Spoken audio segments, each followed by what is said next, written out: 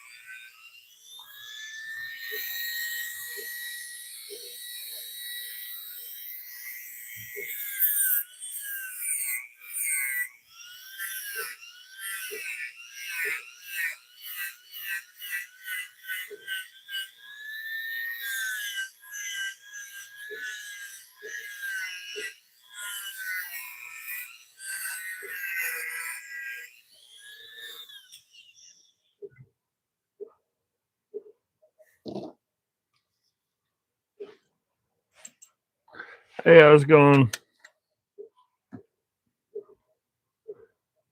Trying to dig through the backlog, get some of these wrenches and stuff caught up.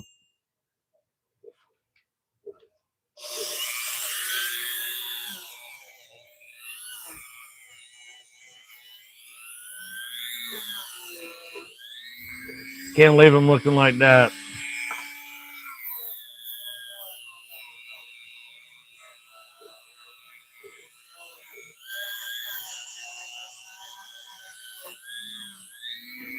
Backlog. Got to make them look good again.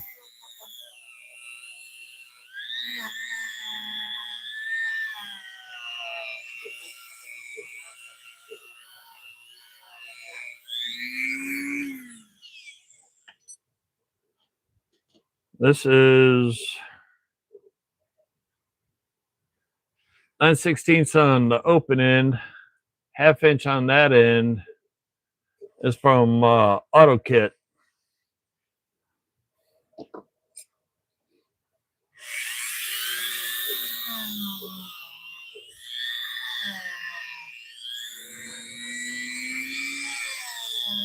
No, I decided to go a little early because sometimes I've been out till midnight, 1 o'clock. Then I got too much going on the next day, so I end up not getting much sleep. So I figured I'd try it at 8 o'clock, see how that played out.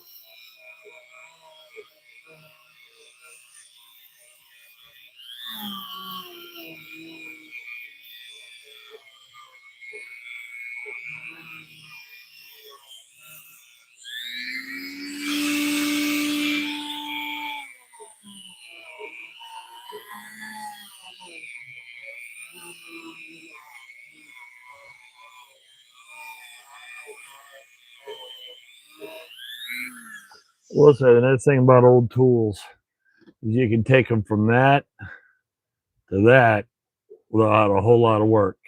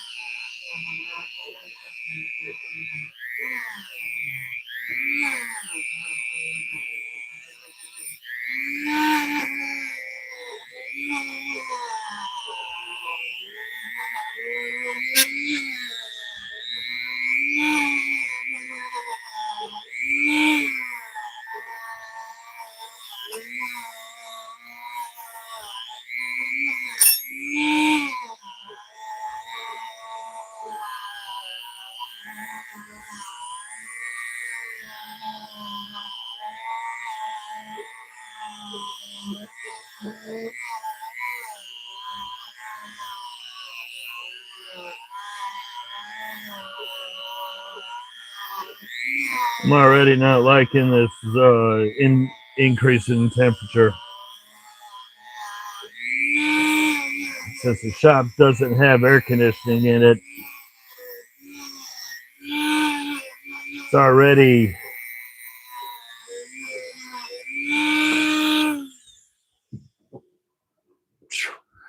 it's almost 80 degrees in here. It was 80 outside.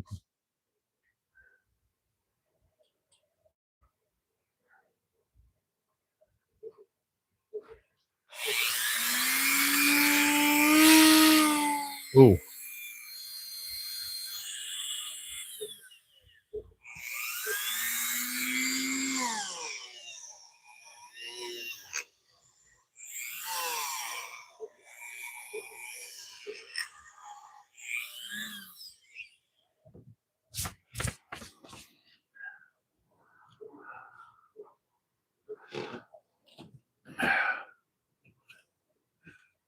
Slowly making these so I can line my drawers. Already made for a 1/2 inch, 3/8 and quarter for sockets. Green for SAE, orange for metric. Currently, took a while, but I finally got 3/4 drive to function and actually print properly. It's going to be a slow process.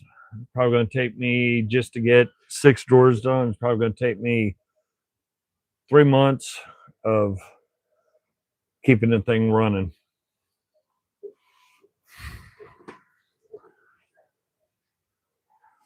You figure 6 drawers, there's going to be about 18 of those panels per drawer. Then I got to get all the socket holders into it. Then all the socket holders I got to turn around and get 2 million little screws so I can drop into each one of them, line them all up. Hopefully it'll hoping it'll come out and work okay. Just not sure. Just one of those weird odd things that appear idea look good. Just don't know how it's going to be until you actually put it together and deal with it.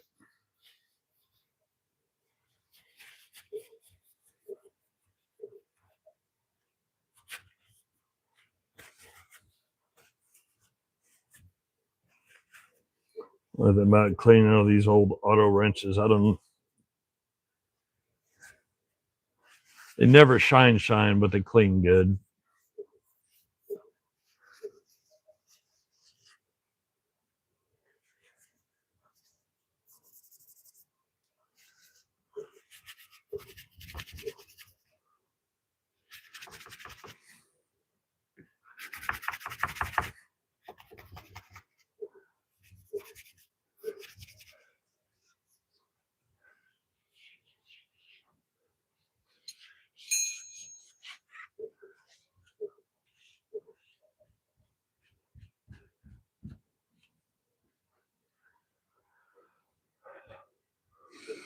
Not. Hey, Denny, how's it going? Hey, Chris, how's it going? Just cleaning, tidying up. Like I said, these will never shine, but they still look good. The old auto wrench pieces. They do something for the shop that I hadn't posted, but made a Bigfoot for the shop. And he's got tools.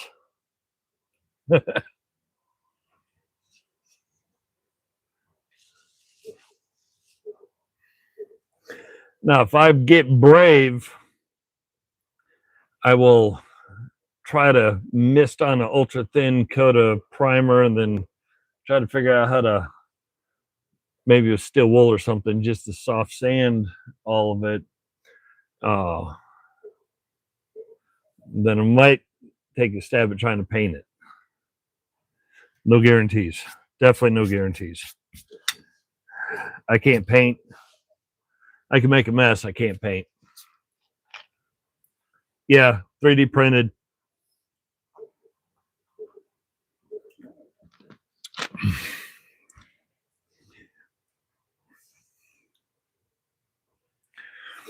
Hey, Chris, you gonna be Pennsylvania next month?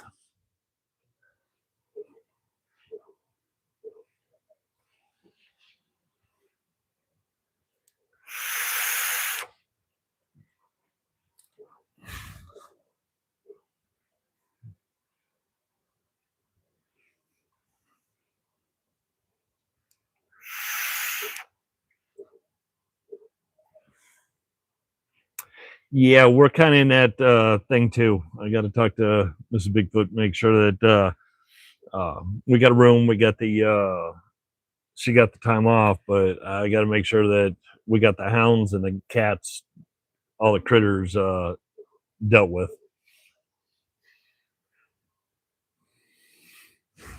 I don't know if you saw or were in, but 3D or 3/4 drive, 1/2 inch, 3/8, so forth.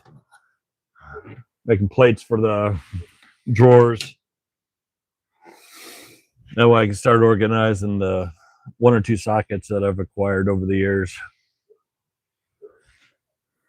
I'm just tired of 3/4 drive sockets just kind of being loose and stacked up. Uh, that and rails, like for quarter drive, you either have a rail that's too short for what you have, or the rail is too long because you don't quite have enough.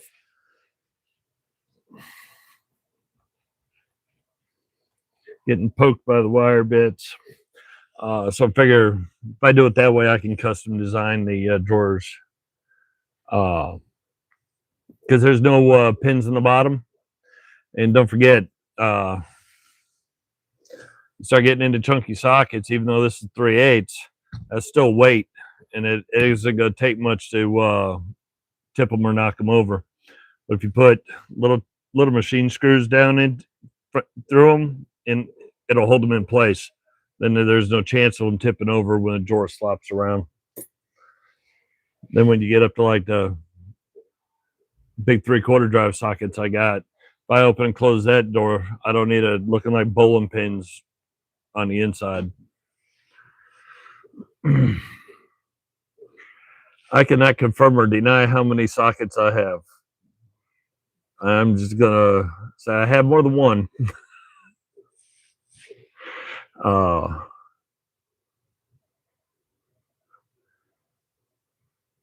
oh my god, I couldn't even imagine. I've got 6 small of the, I don't know what size they are. They're the small toady tote things. I don't have one handy. I got 6 of those that are completely full of sockets, but that doesn't include what that top drawer, that 52-inch that's fully loaded, plus a couple other drawers in the other box that have deep wells, specialties. Doesn't even include all the universals, the screwdrivers, the flats, the clutch bits, or any of the specialties. God, I got weather heads. I have uh, ones for antenna nuts for older cars.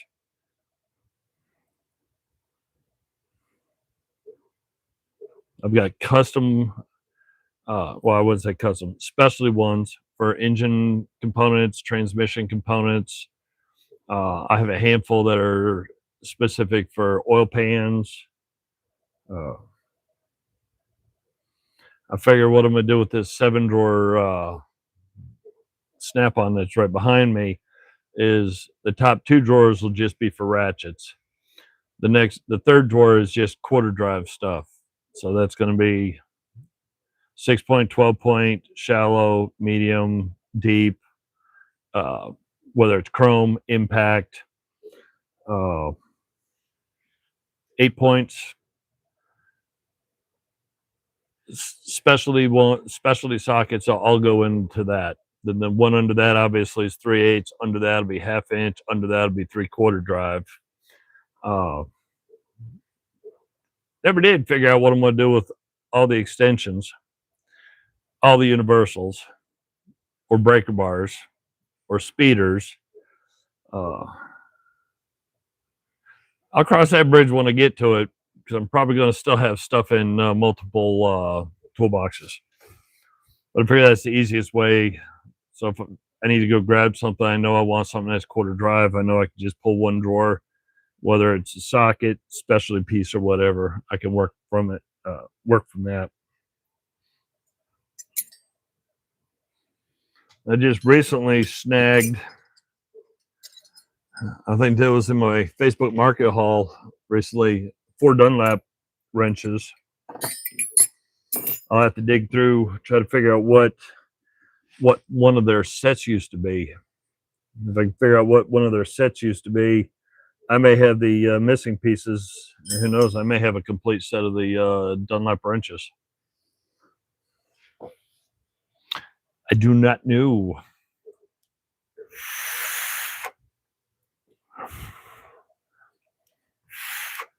Oh.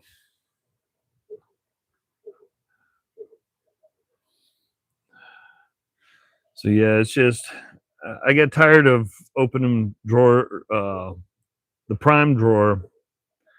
I've got, well, here, this would be easier. See if I could do this without knocking me offline again. So I think the last time I tried this, let me, come on. Got to disconnect the airline. Oh, got to sit you down.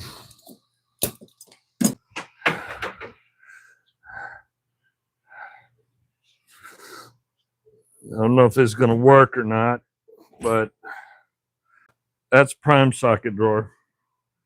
That's just standard sockets, whether they're chrome, impact, 6-point, 12-point.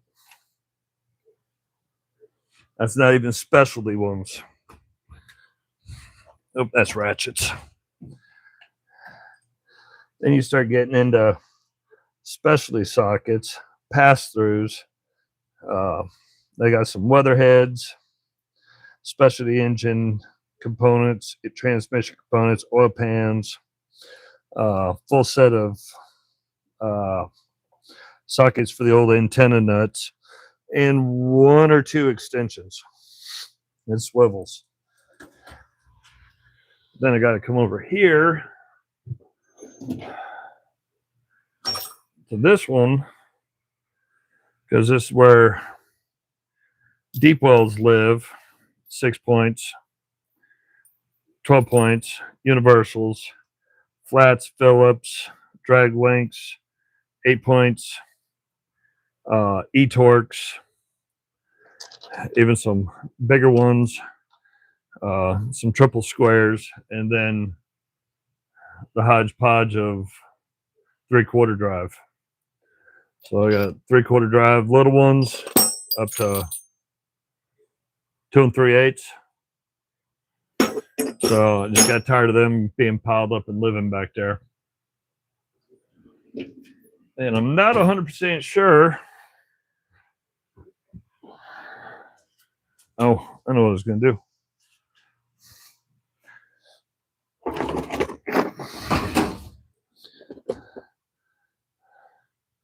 So there's the small totes. Those 4 are filled with sockets. I have 2 more that are running around that are still filled with sockets.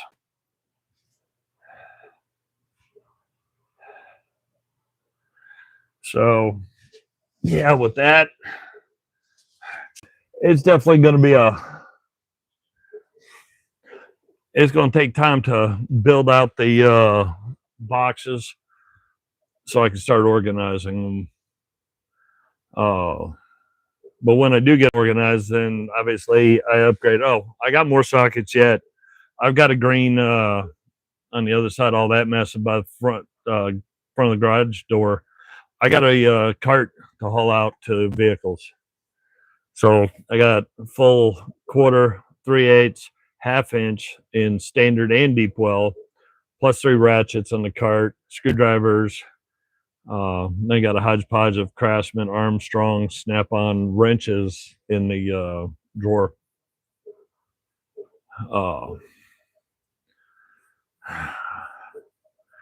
Yeah, I could probably, if I put them all together, find a way to get it pushed forward, I could probably get out to Jesse's house and loosen up a lug nuts on his car.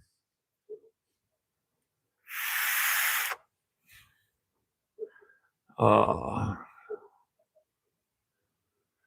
that's what I'm dreading is what after I go through an upgrade, go through and say, okay, get rid of one of my old G2 or G series Craftsman that I've had since I was younger and upgrade to a better company in my primes.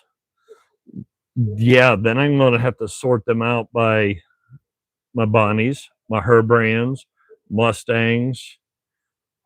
Yeah, that list goes on and on and on. That's going to be an explosion because I don't know if my brain's going to be able to play with all that.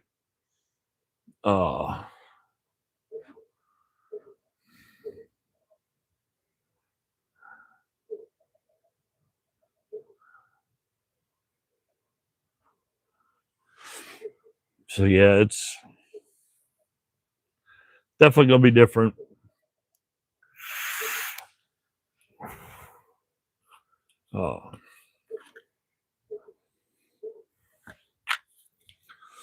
But I slowly upgrade, get a lot, turn around, all of a sudden you go from, say, a G series Craftsman, all of a sudden now you've got a New Britain or SK that you know is a better quality. Got to swap them out and make your prime set better, and all that jazz.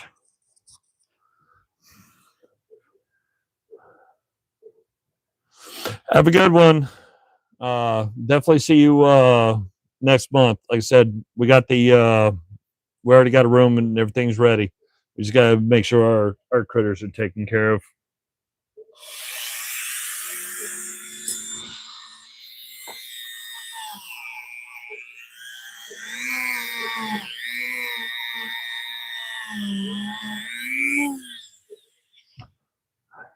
Well, since these are Dunlaps and they're easy to clean, I say, oh, that's it. Drop stuff on the ground and break it. Yep. Just chunk the snot out of that Delrin. Not good.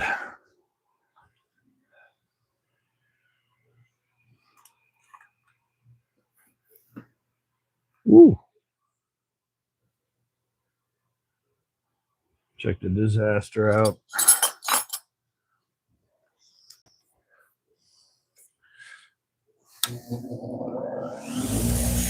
Now I got one wrench that I just barely got wrapped up before doing this. That'll be coming out Sunday. It was one out of the Snap-on box that wasn't happy with what the person did to it, but I did the best I could to try to tidy it up.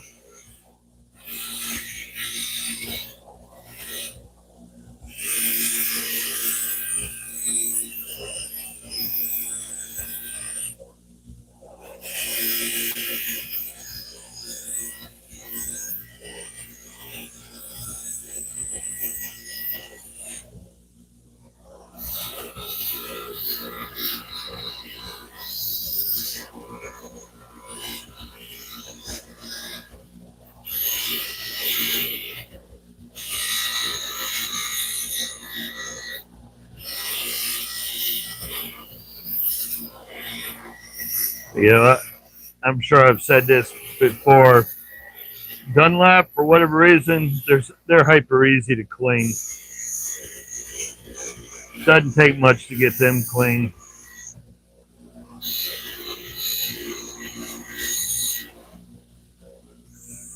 Now the fun part, uh,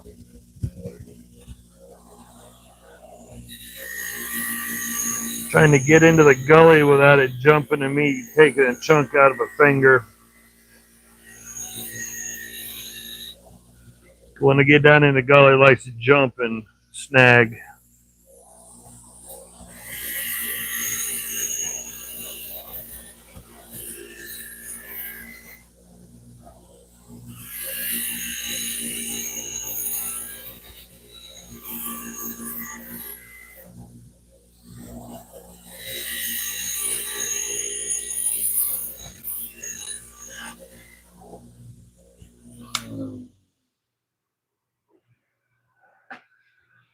Whole lot better. Probably hasn't looked that good in decades.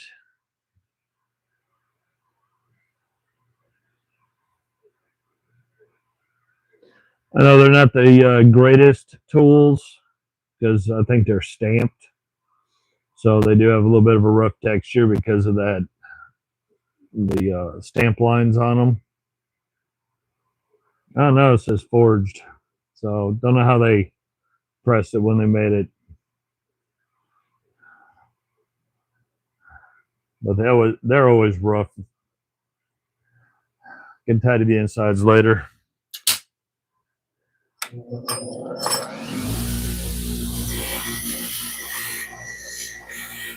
I've seen a lot of other forged tools that were a whole lot better. Yeah, it just dawned on me. Light bulb lit up. Same process I'm going through here when they're going through on the belts, cleaning up the finish. They're just not doing a super good job because these weren't high-end tools to begin with.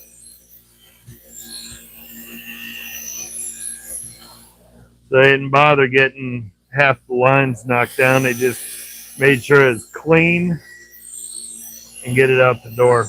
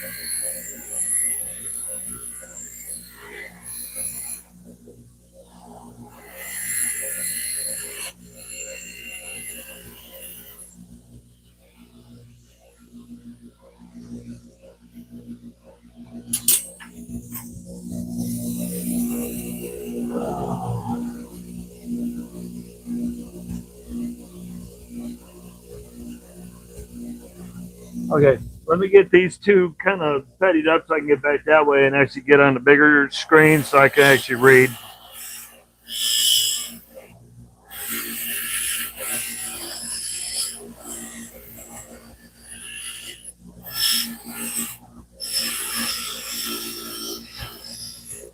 Apparently I made a mess out of my glasses.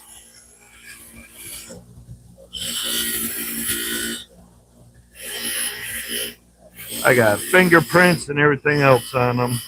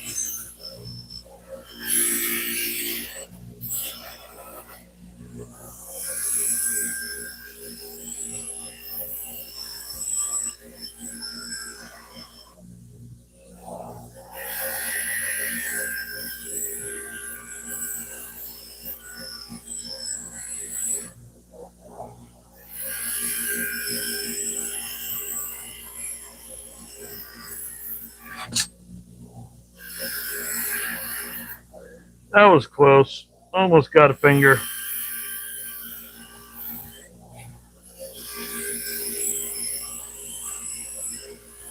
One side was, this side was stamped deeper than the others. When it got in that gully, it wanted to yank.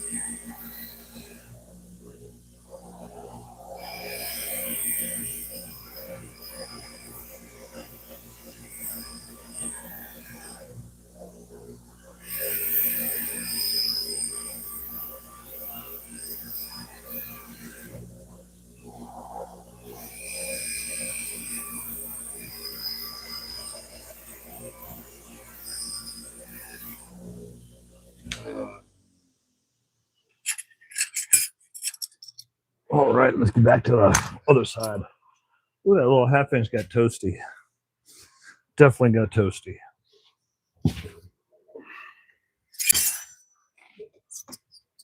Okay, now let's get back to stuff. Let's see. Oh, very nice. I have not seen much of Blackhawk or the McKay Hatch recently. I think the last ones I got was back last summer. Obviously, I've acquired some rights, but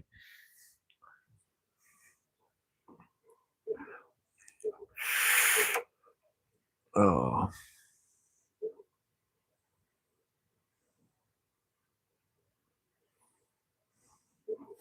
Well, if you got pitting, that means it just sat in whatever, either chemical or water, sat and just ate right into it, and it'll burrow, just like a little wood boar.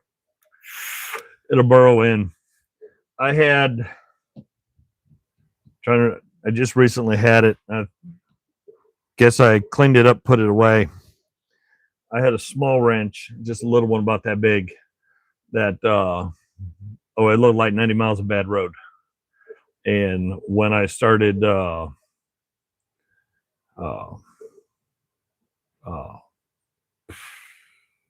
poof, brain just went out to lunch. Hopefully it comes back. When I was cleaning off, I found a couple spots where it went deep. The only thing I could do is just soak it some evapor rust to get down in there. Then make sure I put oil and everything. Because rust is not just, thought I had one here, but I must have tidied it up already. Oh,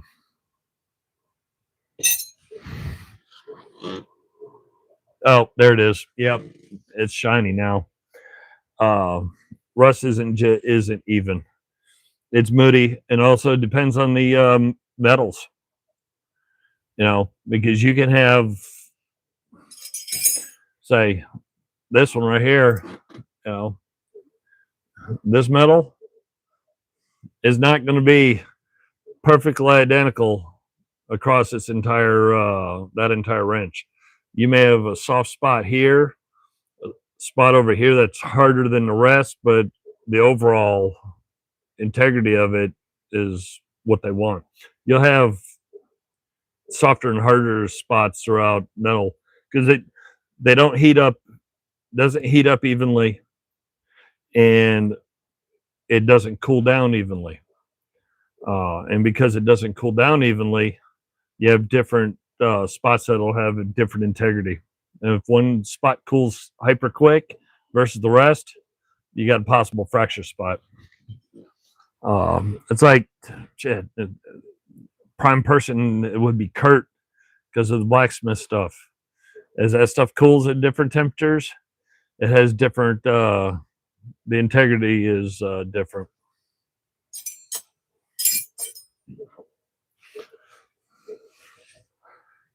Oh, thanks. Yeah, I got this up north. Well, actually, I think it says it. Yeah, it says up north. Got it up in the UP, obviously, because it's Bigfoot. I've got a handful of spots, usually right here on this knuckle, and usually right here is where it'll grab, try to pull it, and then the wire wheel blasts into my into the knuckle. Doesn't rip it cause, for me, it doesn't rip it cause blood. It just ends up leaving a smooth, flat spot on it.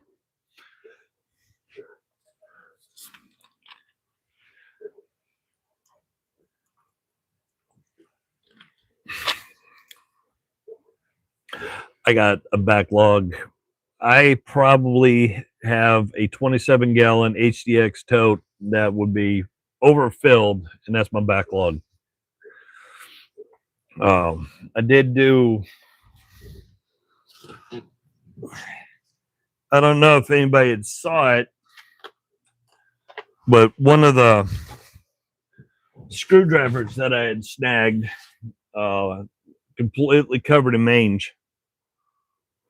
It's not perfect by any stretch of the imagination, but it's definitely clean, and it doesn't smell funky.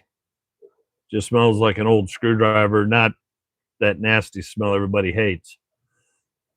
I'll throw that back over there some other time.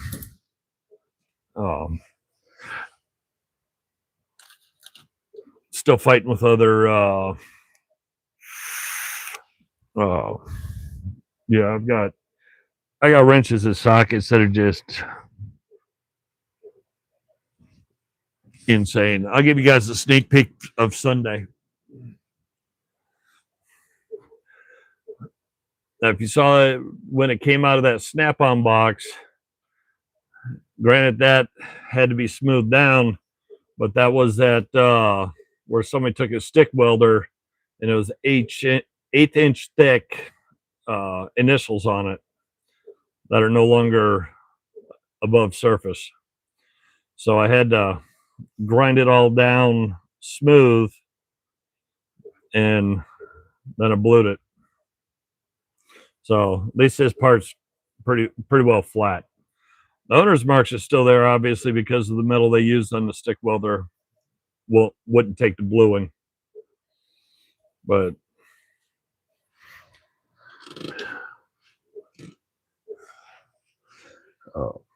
I think there's still 2 or 3 more things out of that box that hey Jim, how's it going? Still has that 1/8 inch thick mark on them. I did one of the proto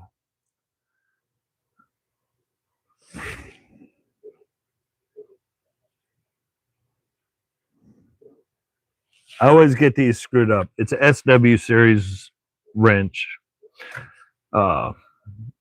It's what you use this sledgehammer on. And my brain is not spitting out the proper name. But basically, it's a box end on one side, big square end on the other side, so you can just boil the snot out of it. And my brain is just not functioning. The other time I spit the name of those things out, and I don't think about it. Striking wrench. That's it. Had a striking wrench that was all jammed up. That had that. Somebody took a stick welder and put their initials on it.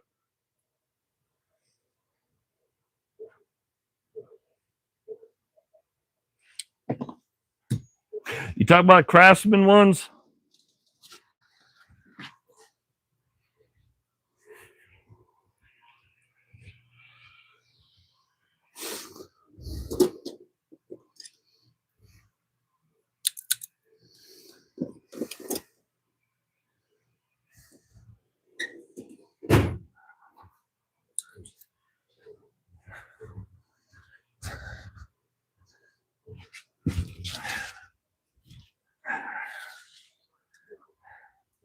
Look at old Robo Grips.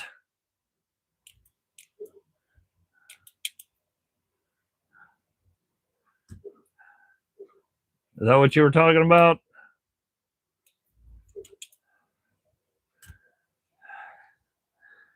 You also got that variant too. It's supposed to one size fits all, grab everything.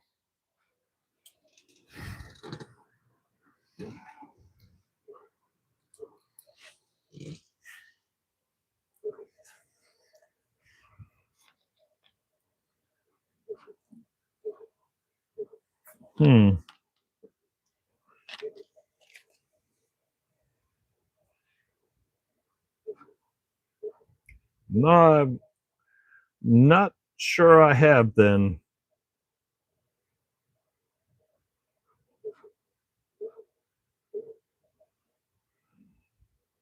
Because I got spud types, alignment types, engineers, striking wrenches.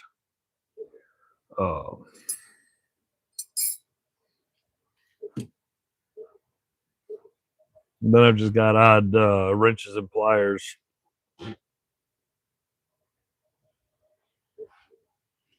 Got a ghost out here.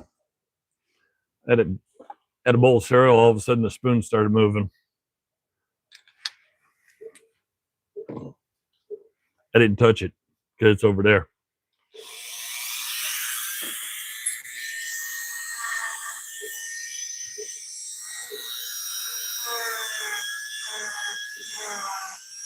I have a. Let me get this one done, and then I'll. Got another one that's going to be a fun, interesting project.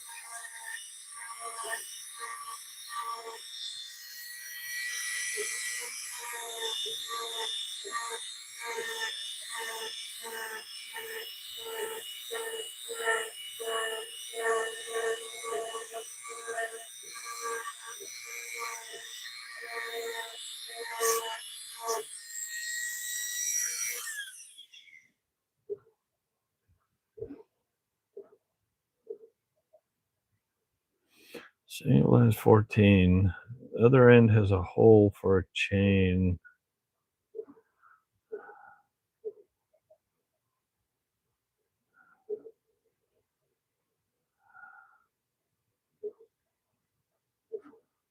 Email me a picture.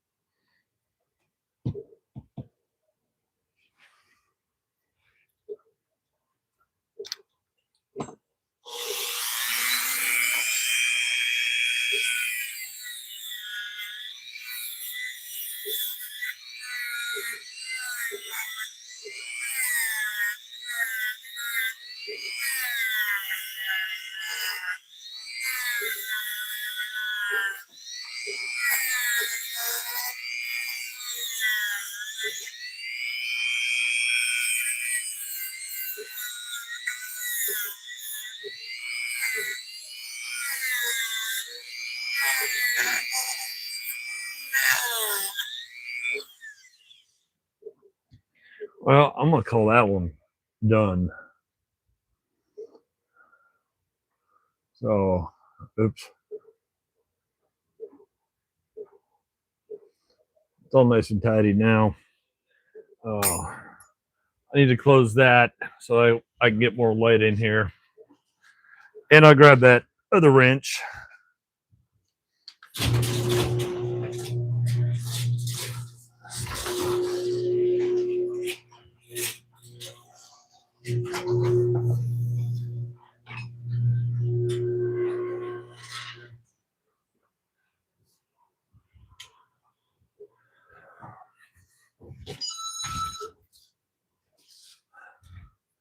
This is the one I'm not looking forward to dealing with because somebody did that to it. All I'm going to be able to do is try to smooth it out. But at least this one isn't as thick as the other ones that were done. The pin works really good on it. That'd be a fun cleanup, but I'm just not looking forward to trying to fix that.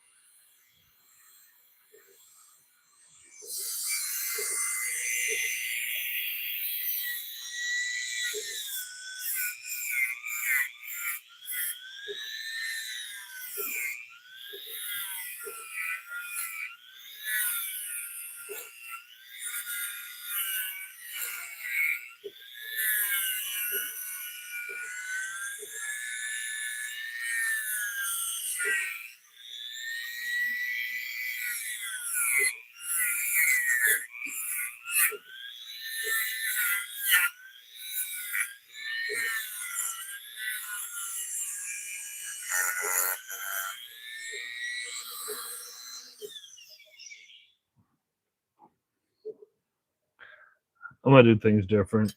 That way I'm not changing bits all the time.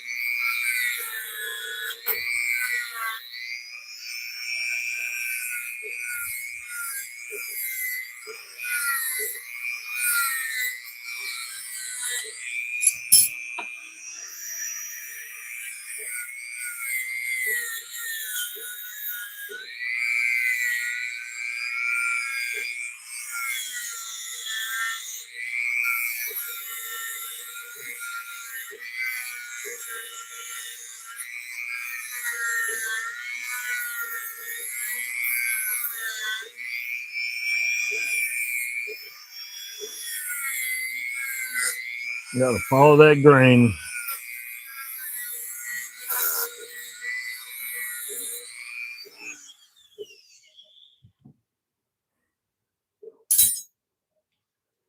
That'd be kind of cool if between these and the handful that I've acquired in the past that I actually could make a full set.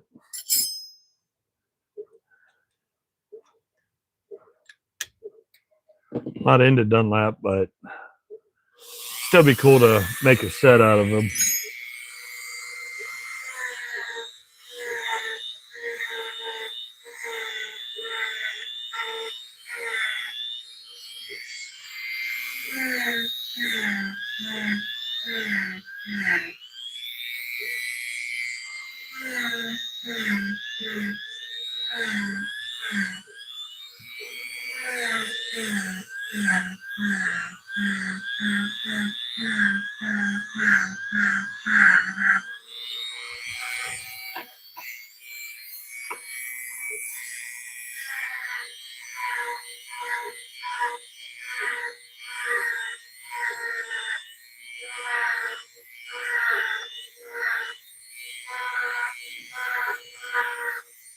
Funny how a wrench can get crud in one or two pieces, but the rest of it has minor crud, but there's a bunch of rust and crud caked up in one little spot.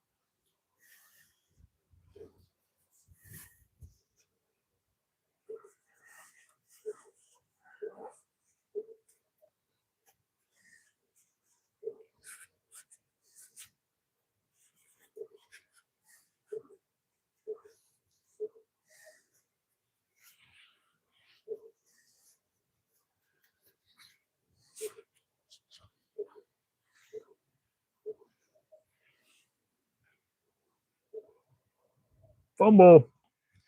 Okay. Up, up, up, up.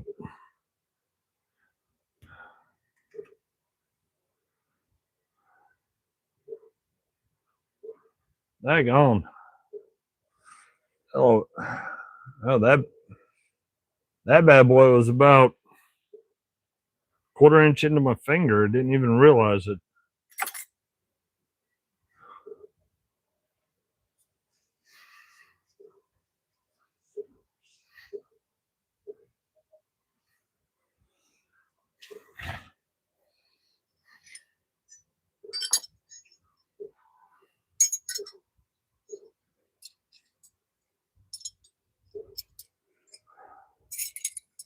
I think it'll be easy to see, but there's 4 Dunlaps.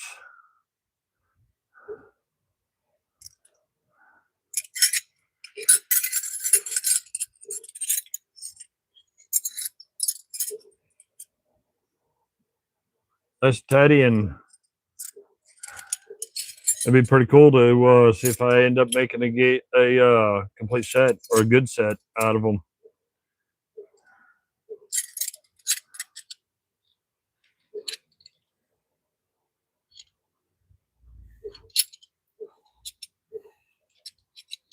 Well, unfortunately, I pull these out of me all the time, and I'm gonna have to. Oop, there it is. I'm gonna have to stop using these cheap bristles because apparently one got caught on me, probably in my clothes or something. Apparently, I tracked it in the house and it fell off by the bathroom door in the carpet. And my granddaughter, who's only a year and a half, ended up stepping on it and got it stuck in her foot. So I'm gonna have to stop using these El Cheapo brushes. At least not until I can find a way to completely remove any of them. Who knows? Maybe it could have got caught up in this and then fell out. Oh, so I know I get them in my feet, my hands, and everywhere else. So, but she don't need to deal with that. At that age, all she knows is something hurts really bad.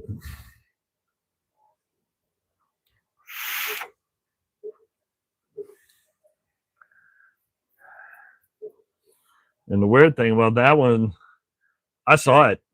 I didn't feel it, and it was slid in sideways. Either I got a chunk of fat down in there, or it just slid in on an angle and it completely missed the nerves. I've had some where they just hit. I swear that they were like magnets and tracked right into a nerve bundle, and wham! All of a sudden, it just rockets up your arm.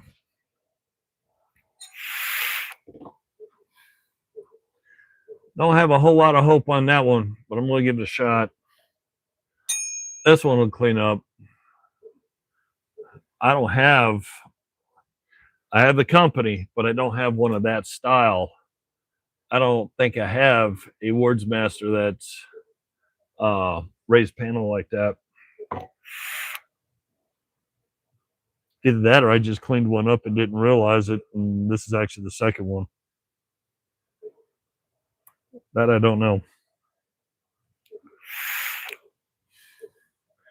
But I'm pretty sure this is a Pennons. Oh. This one's probably going to end up needs to work on the wire wheel, fiber wheel, conditioning belt, all sorts of stuff. I don't know why Montgomery Ward stuff is all of a sudden showing up, because didn't they go out of business like 25 years ago? Never saw their stuff before. And then all of a sudden, the last 7-8 months, all of a sudden it just starts popping up here, there, and everywhere. That Facebook Marketplace thing, I found a paint can opener, bottle opener from Montgomery Ward's.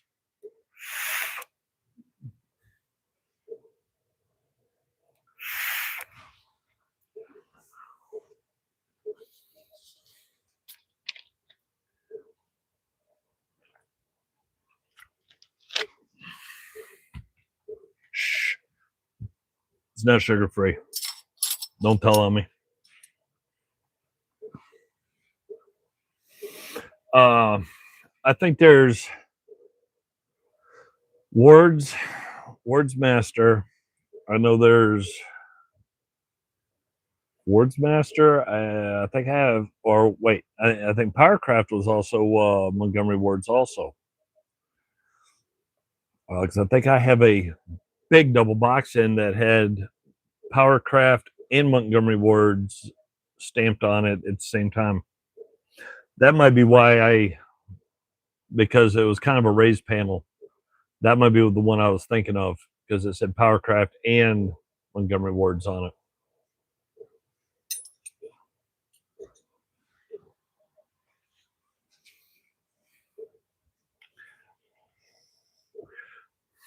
Yeah, that's one of those. Who knows how many companies basically pushed out the same tools, but all they did is change the name.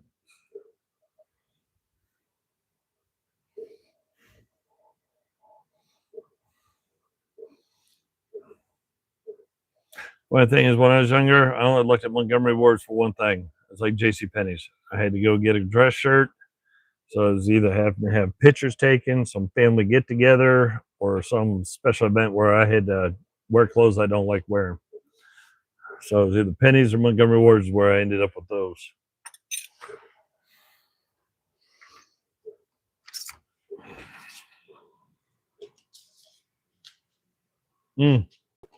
I also made little chip holders.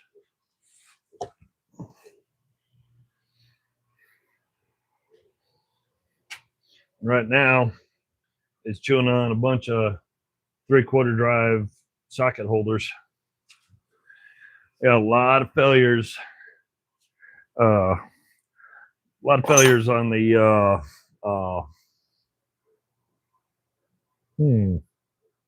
making those because I had tried so many different angles. I went through 2 huge batches. The way the plate was loaded, the way the slice was done, and that's the way everybody said that they worked it. But then it turned around, and I got 3/4 of the way through, and it was a 24-hour run for I think 60 of those. You get about 3/4, about 22 and a half hours in, and then all of a sudden something would cause a shift, and it would knock them over like dominoes. I think what primarily, on what I did.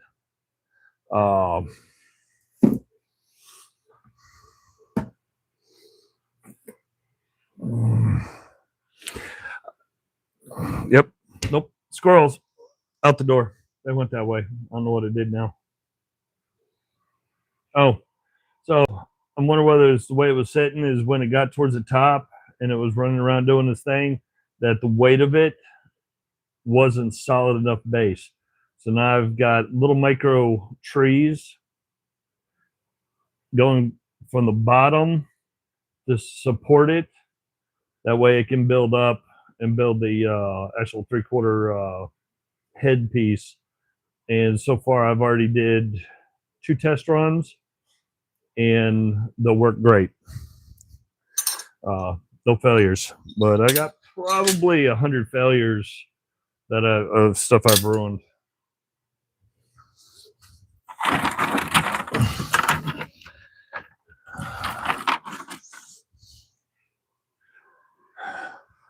Like I said, get about 3/4 of the way through, and then something would happen, and then it would start kicking out, and it would just knock them over like dominoes. It would get to that point, and then it would just, because it was sitting like this, and then it would just knock them over and destroy them. But how else are you going to learn? Trial and error.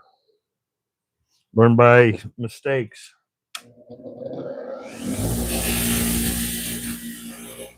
So let's see what I can do with this little old penance.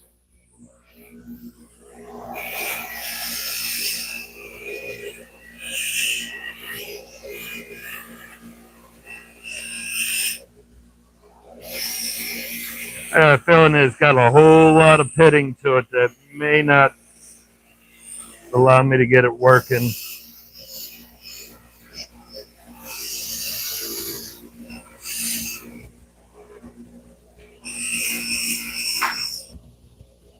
Well, come on in. Something fell.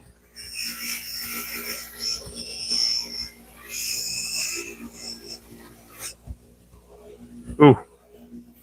Yeah, this one's in rough shape. It'll be functional. It just won't be pretty anymore.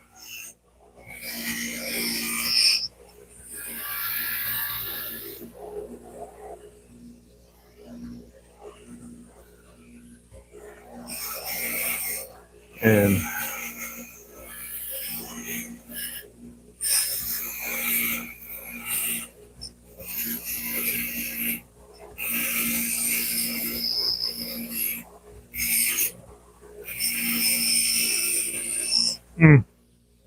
I was going to have to sit down for a bit.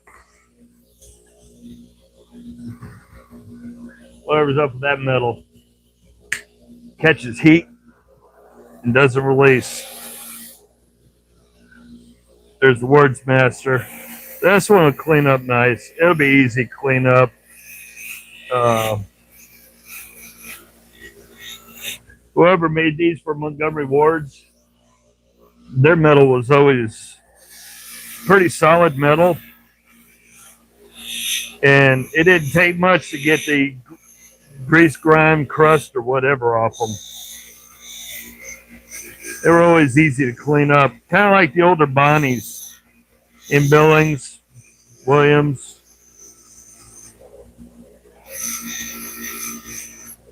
But they do stain. I don't know why.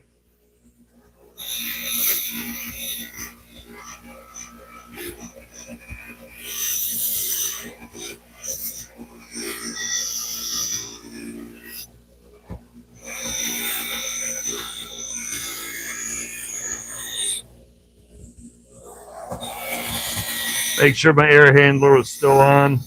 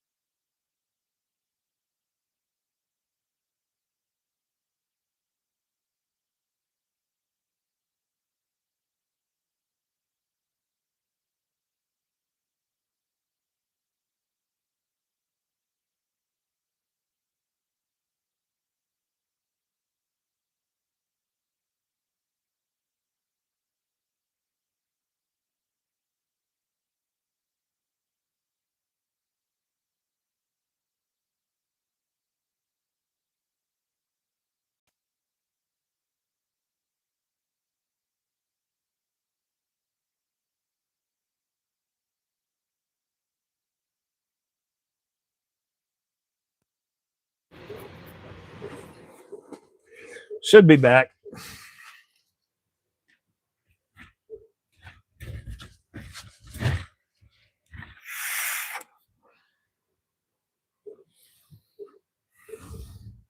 Sorry, I have no idea when that dropped out. But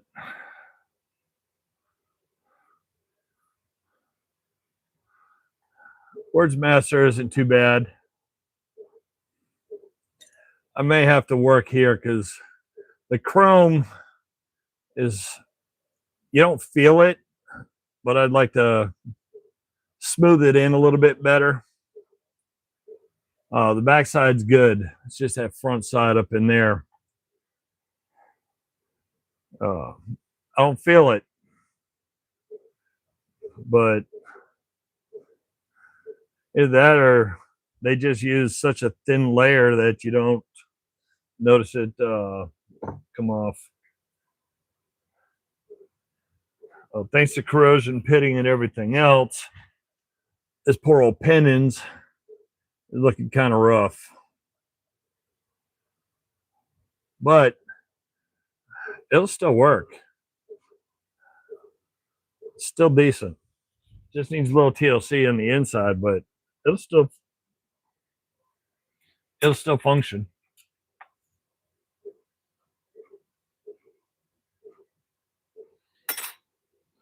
Might as well keep that out since I keep finding wires.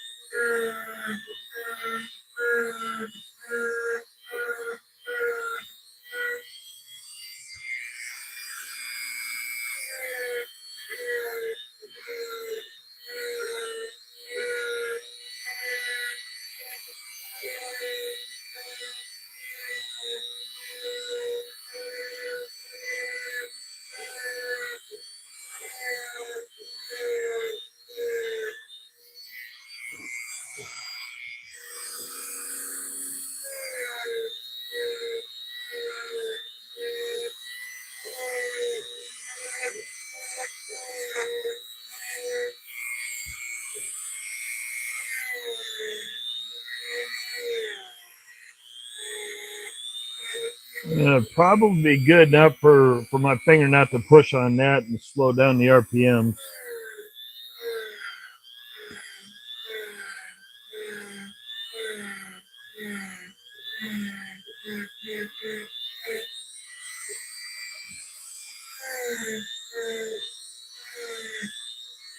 I could hear it as soon as my finger pushed down. I could hear the RPMs drop down as it loaded it out.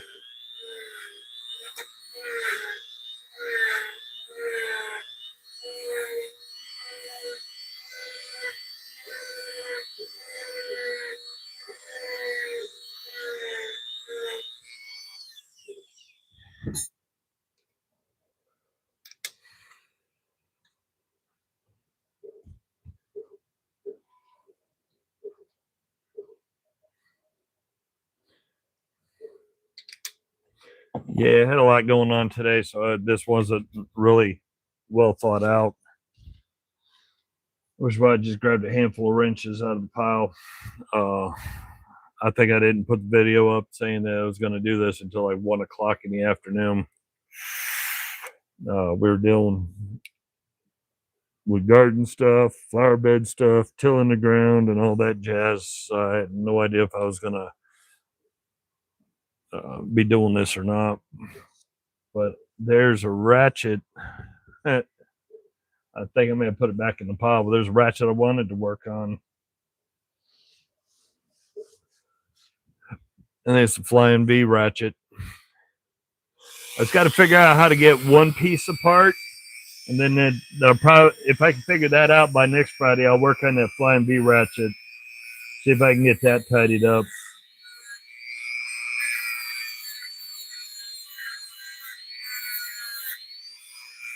But since I've never taken one apart, I want to make sure I'm doing it the right way.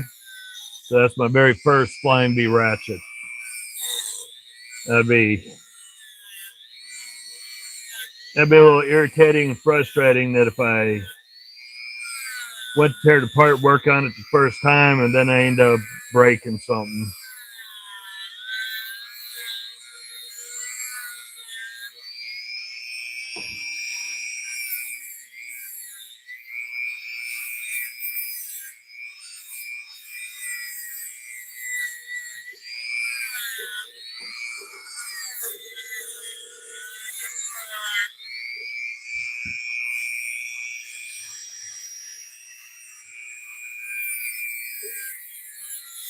Well, planted today, nothing. It was groundwork. Well, I can't say nothing. Well, I was trying to till out an area because she's going to put a bunch of roses. I guess she's going to make like a rose garden type thing. So while I was working that big square spot out, she had I know she planted a bunch of the little mini potatoes. She did that in one of the raised flower beds. I'm thinking probably stuff will go in the ground in the next week and a half, because right now she's doing all the little stuff, growing it, making it bigger before she sends some of it straight out. Basically, I guess you could say she's pre-growing it to make sure it's going to survive before it gets actually put in the ground. That's the kind of green thumb I got. That's the right color for me and plants. Or on the other hand,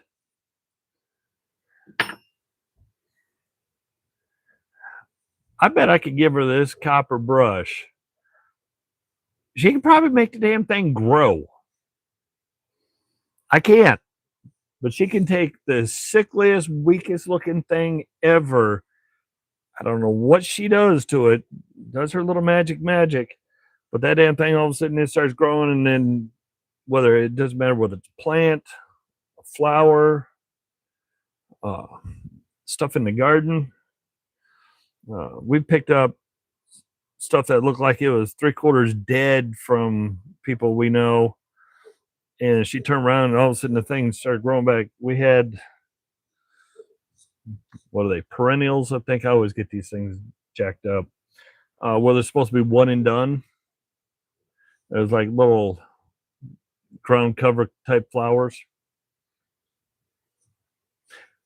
They're only supposed to be 1 year, one and done's. Whatever she's did, damn things have been back 3 years straight, and they've gotten bigger and more. I look at the plant, I water the plant, and then the thumb of death comes in and it's over.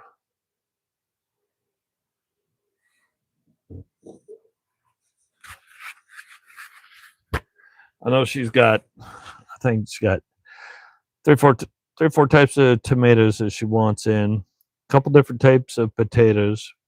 I know watermelon, probably honeydew. I think, let's see.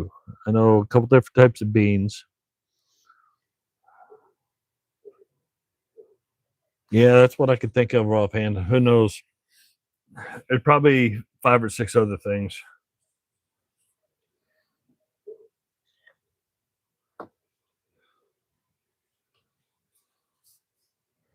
Speaking of the thumb of death, probably good to clean some of that up. Yeah, that ain't coming off.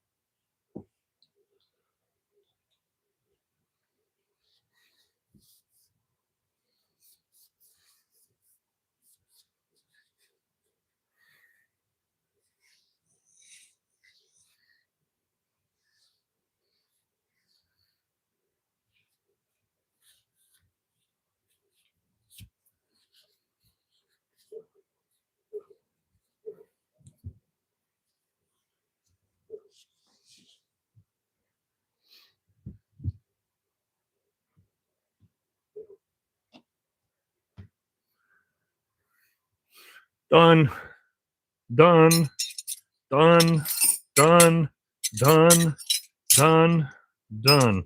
1, 2, 3, 4, 5, 6. I'm on a roll. 7 down. Only 2.6 trillion left. You know what? I got a silly idea. Got a silly idea.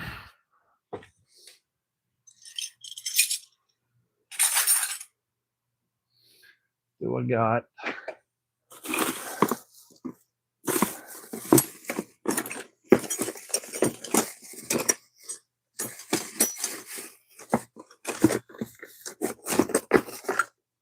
Yeah.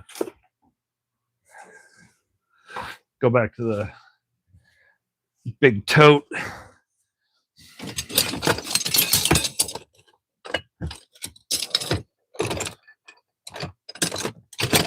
Mm.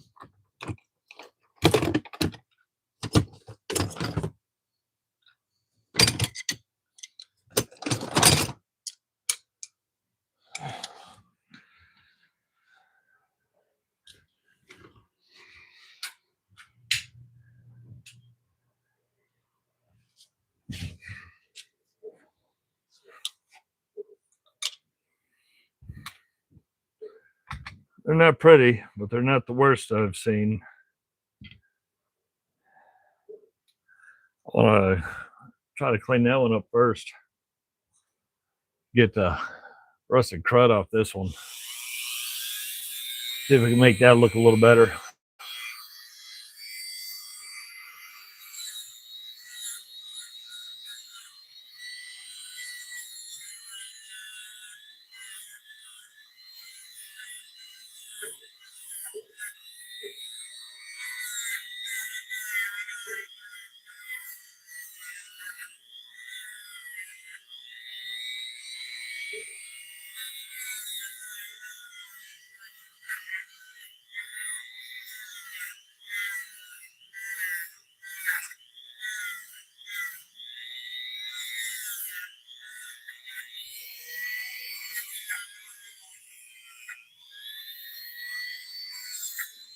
Yeah, this got a little pitting, but it's not too bad. Definitely not too bad. Then again, it might be me just being hypercritical.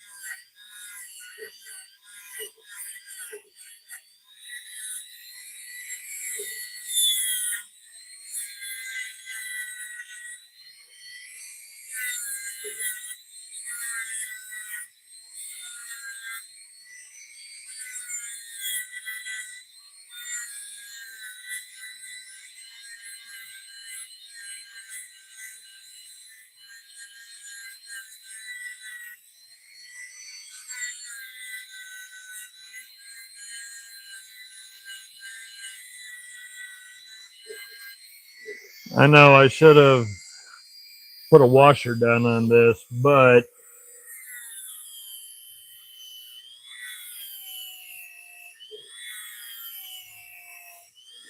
I didn't, like I said, I didn't plan ahead. It's just I grab and go right this second.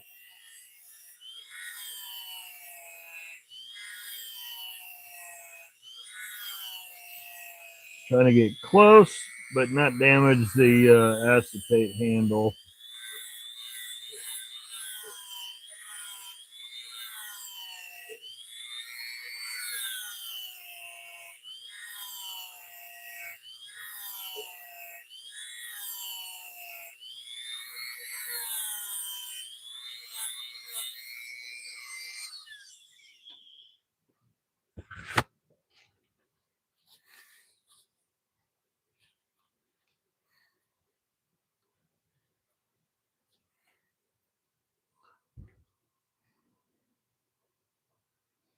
Yeah, it's got some pitting, but it's still very functional. Very, very functional still.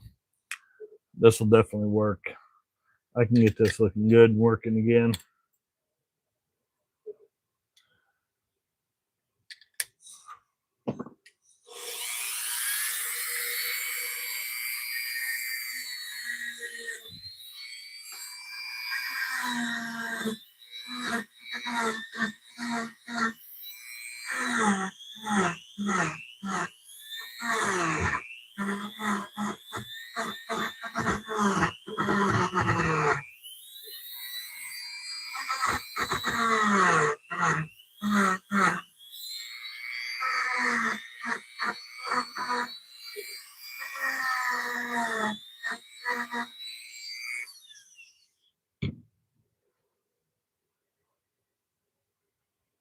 I think this is going to work out pretty good. Wrong device.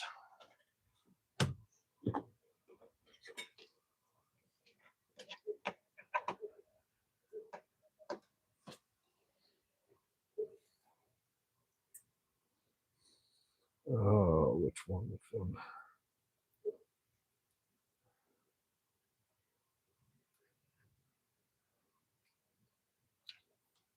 I gotta try to tidy up the hands.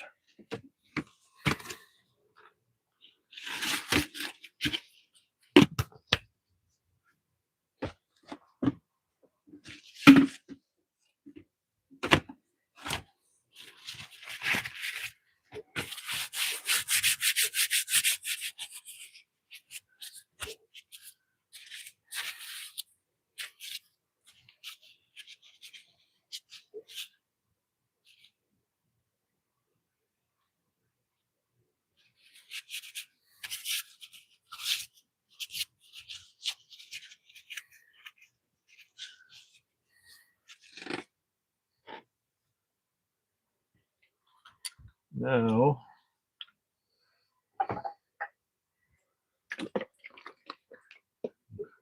this plastic, see what we got. So it's just making a mess. Well, see if it cleans the pants.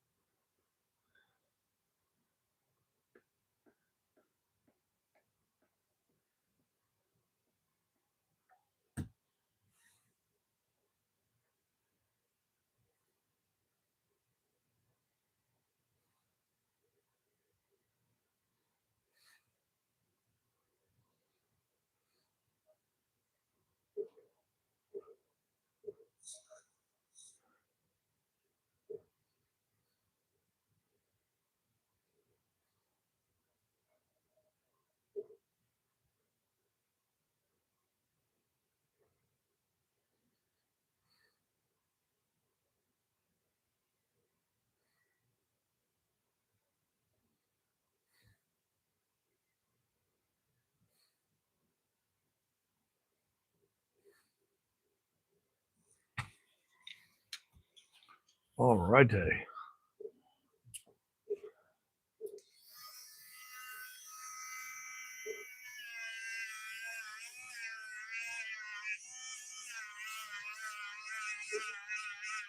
I do like this because it's the RPMs are just low enough that it doesn't heat up the handle and do damage to the handle. So there's one more little detail that the angry mosquito is shown its purpose in usage.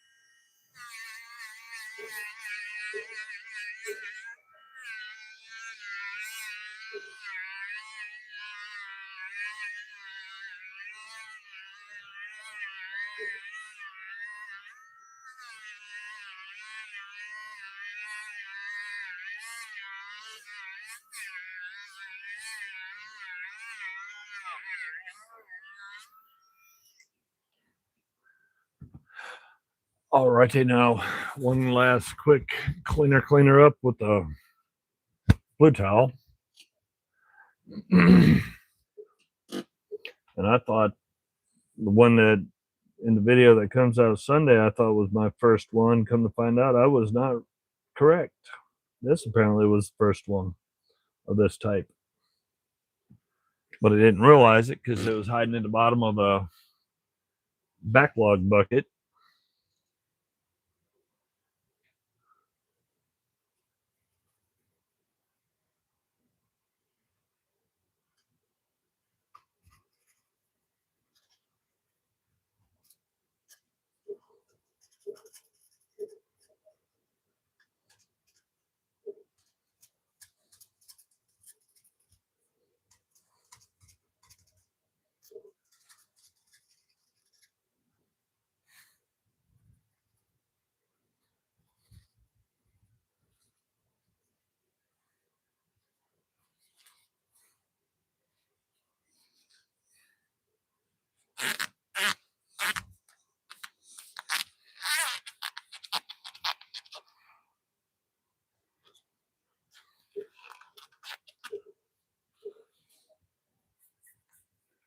Itchy nose. All right. There we go. Proto.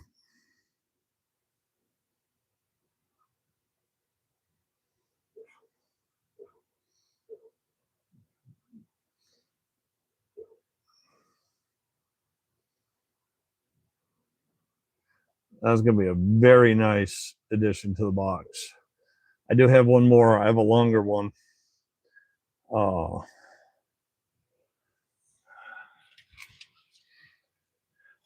If George was watching, he would have identified this one in the blink of an eye. Proto's yellow is like SK's emerald green. You can see it from 3 slots down. You can look up, you know what it is. So that'll be a very nice addition to the toolbox. The others are just craftsmen. I need a drink. Get some water.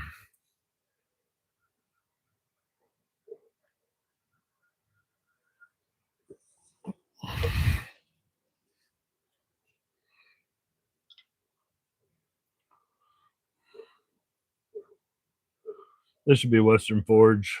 I think these are the red ones they used to have at the front of the up front.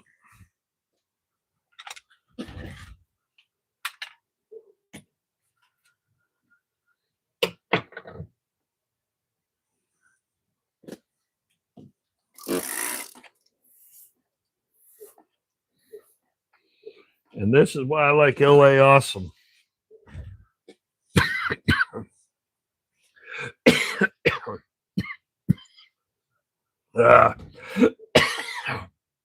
You'd think after 50 some years I'd learn not to swallow and breathe at the same time. Nope, still haven't learned that.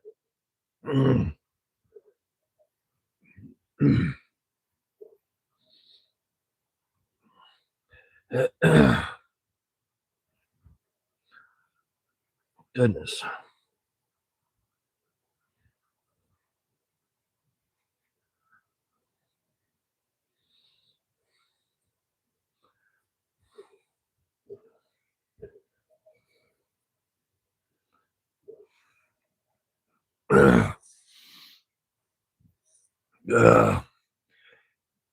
Oh my goodness, I gotta wet my eyes.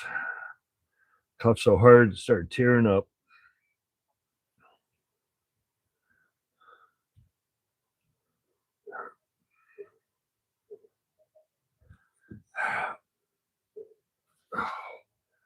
I can get through the handle at least.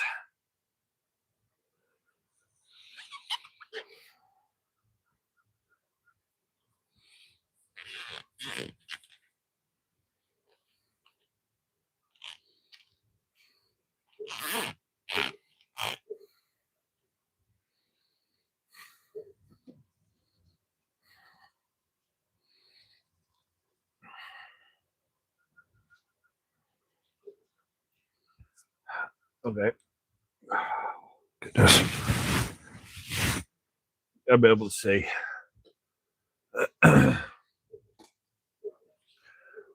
That's LA Awesome. I usually get it by the gallon. I've used it to clean Pittsburgh tools all the way up to Snap-on Instinct handles. I've never had it damage them, but it does a really good job cleaning them up. Especially if there's, where it's not grime and crud on it. So I was right. It was a Western Forge.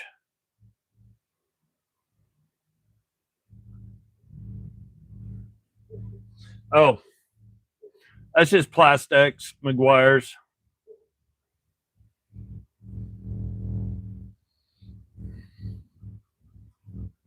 That helps. Between plastics or flits, they both make acetate handles look really, really nice.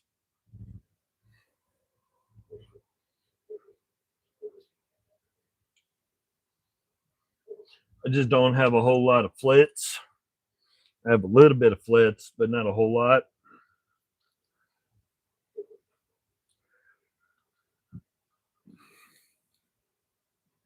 But I have access to that because obviously I got car cleaning crud.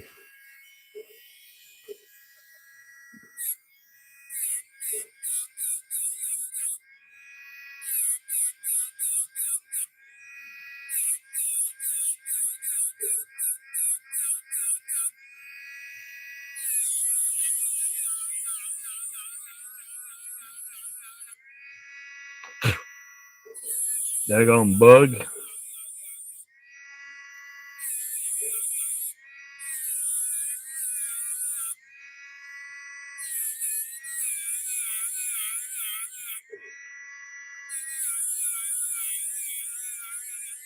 I've been thinking about getting a magnetic screen to cover the 2-car garage door. That way, like on a like today, where it was kind of hot, humid, but once the sun went down, it started to cool off. That I could still keep the door open, but the screen would keep the bugs from coming in because of all the lights in here.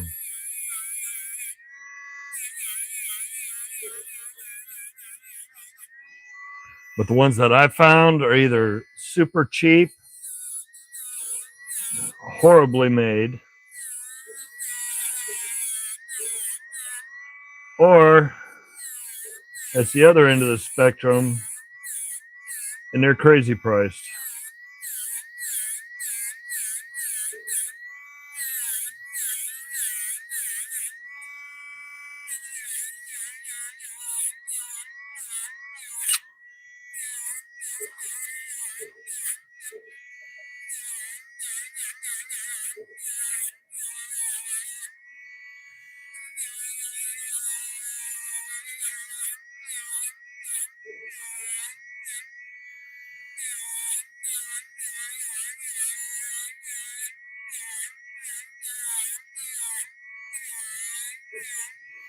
If I accidentally forget to close that, this place turns into Zootopia for insects.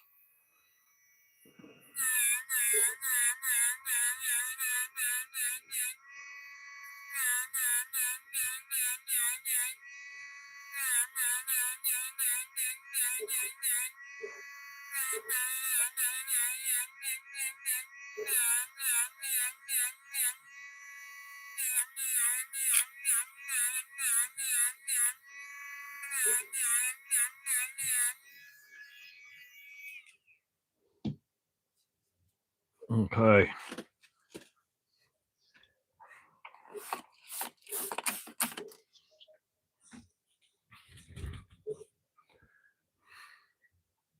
Give it a quick wipe down. Any other residuals? Any gunk and grime still attached to my hands that doesn't want to leave.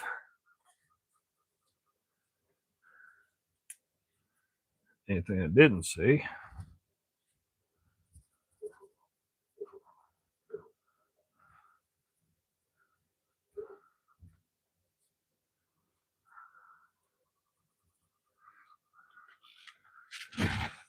There we go.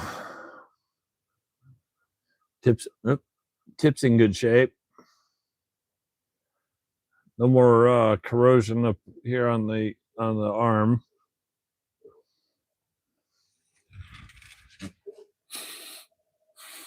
Don't smell the funk of age, so I'm gonna call that one good.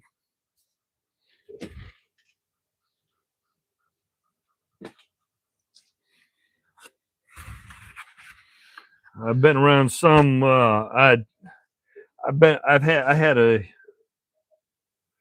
had a screwdriver. Actually, you know what? I think it was this one. I just had this stupid thing. I don't know what I did with it. There's a Craftsman screwdriver, right? Oh, here it is. This one. I had got the crud and grime off it. This one smelled like the bottom of a hamster cage. So I got a feeling this is in the bottom of a box that rodents were nesting in. But it don't smell anymore.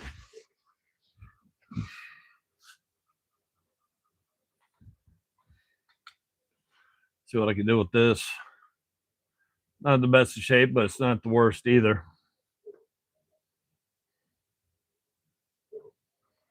I think the first thing to do is go that way.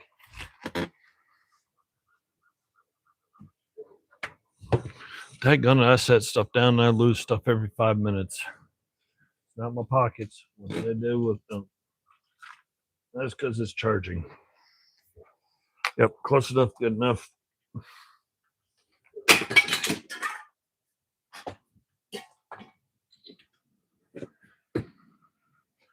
Just knock everything over.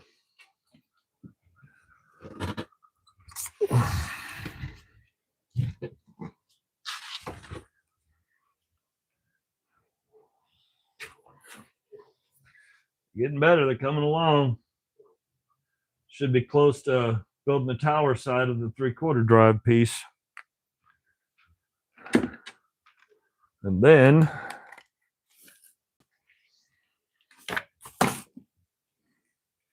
we'll have holders for 3/4 drive sockets.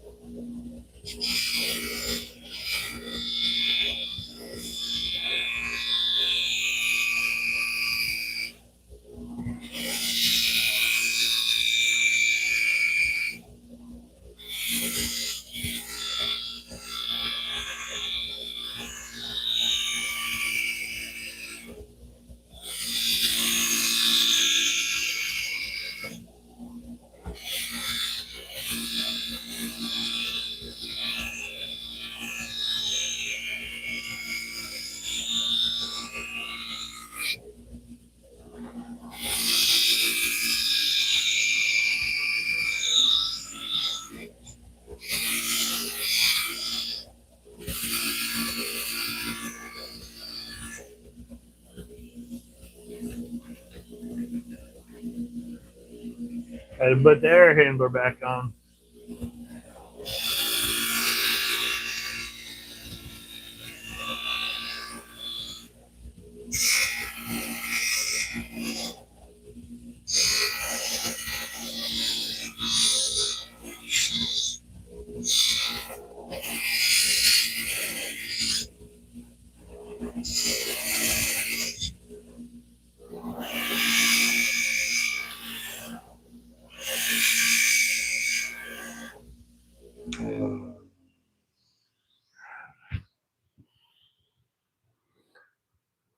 Handle's starting to look better. Got to get it up, tidied up here, see what we can do with this handle.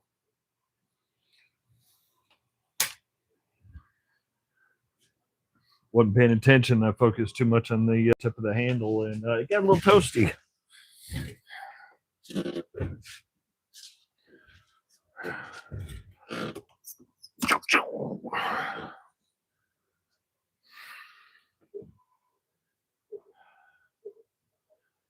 Yeah, if I can get the handle tidied up, this screwdriver will last a lot longer.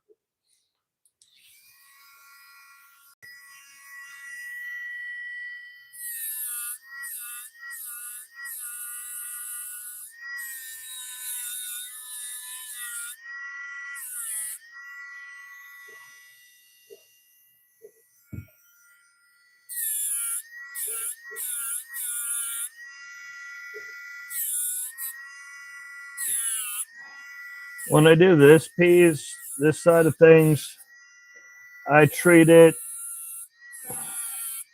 like when I was younger and I worked on models.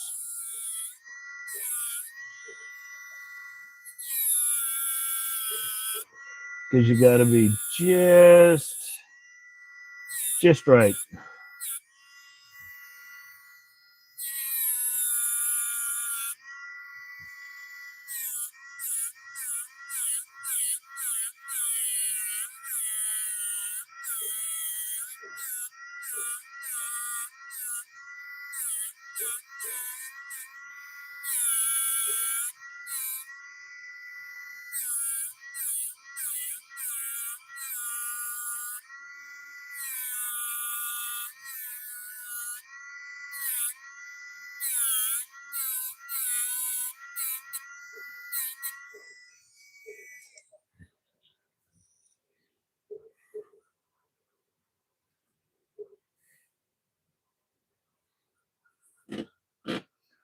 So got right up close to it, but I didn't feel it bite in. I don't know. These are these plastic things that Magdad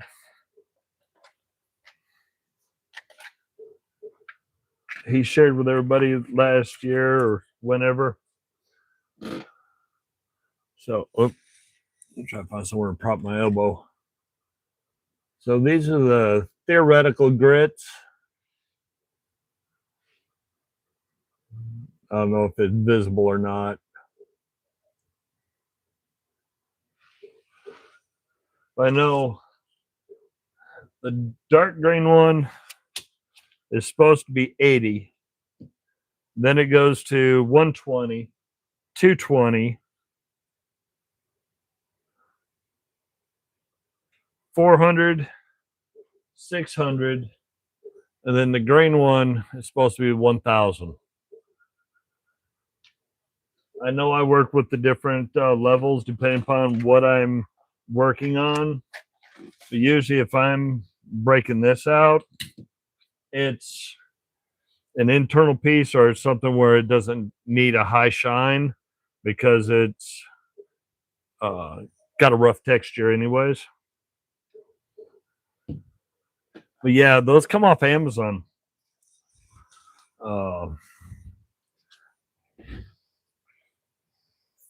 So when Magdad talks about the plastic wheel or anything like that, it's those. That's what it does a really good job. I could probably work the rest of it, but I'm not keeping this screwdriver. This is going to be given away. If I get it cleaned up, it's being given away.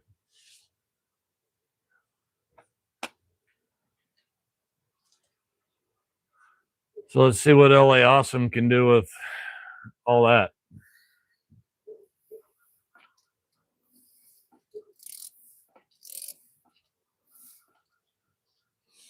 Let it sit there for a minute.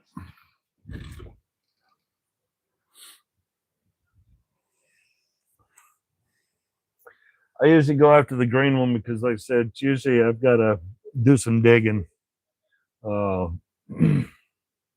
If you keep working a spot too long, you will dig a hole. I do know that.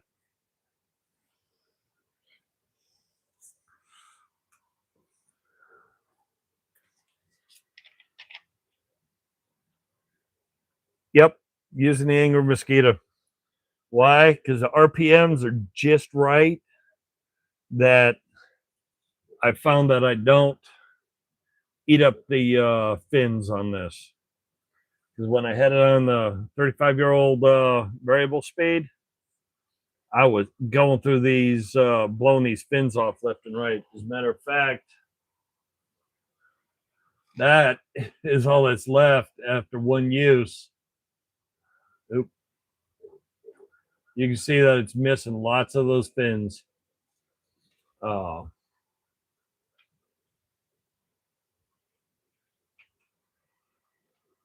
the bigger Dremel's got too much torque, so it'll accept a little bit too much pressure, especially when you're working in a like I use it a lot of times in the open jaw side of the combination wrench. That it turns around and it blows the fins right off it.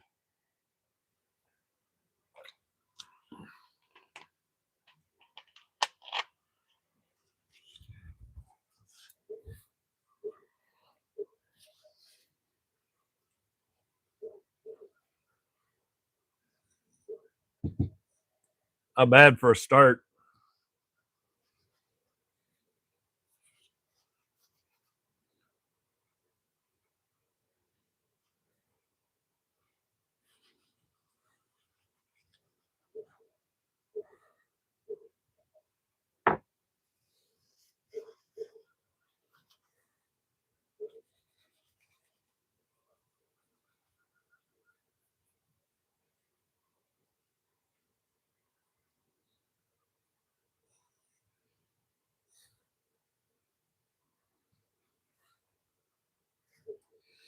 I don't know what is in LA Awesome, but I like it.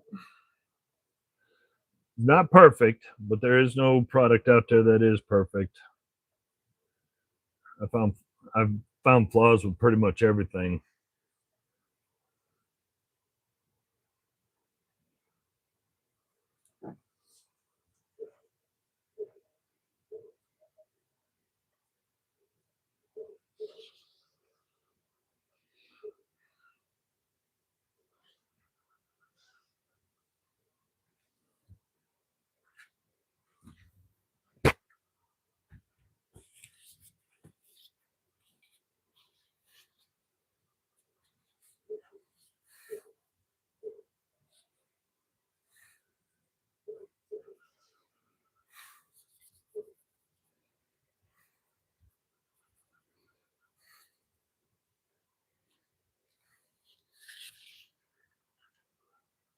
Ooh.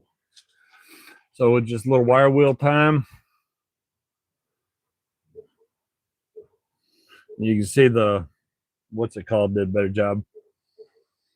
Doesn't smell, but back to a functional screwdriver.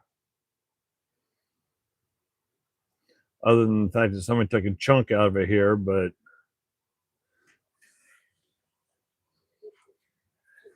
when people see something like that, a lot of people just toss it. No, doesn't have that mange smell. I've got 35-year-old Craftsmans that have it has a soft plastic smell, doesn't have that decayed funk. And mine are old Craftsman Western Forge.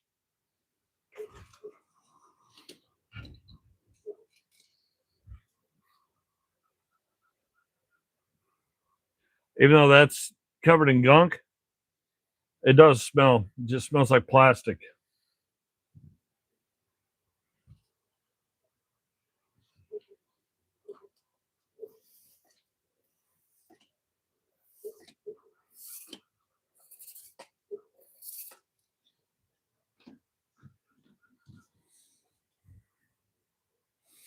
Acetate breaks down depending upon, well, actually, it depends on the quality of the acetate.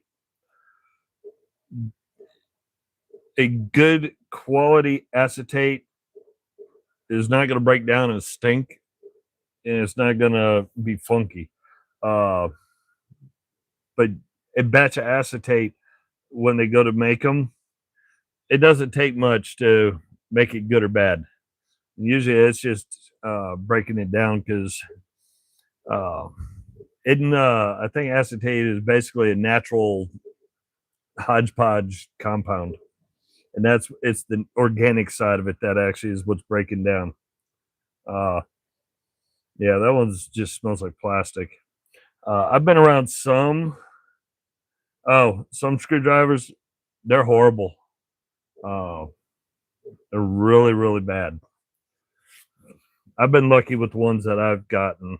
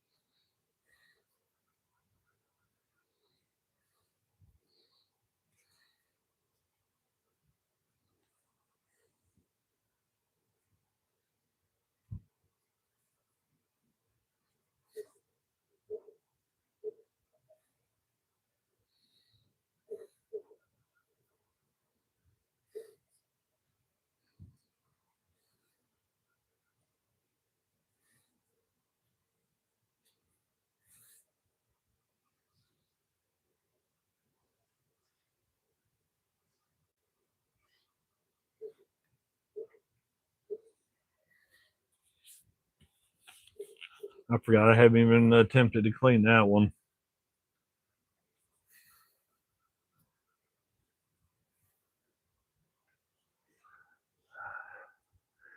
That's just with scrubbing with LA Awesome.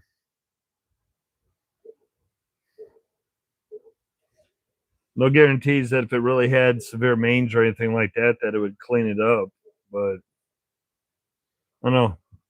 Got to go that way.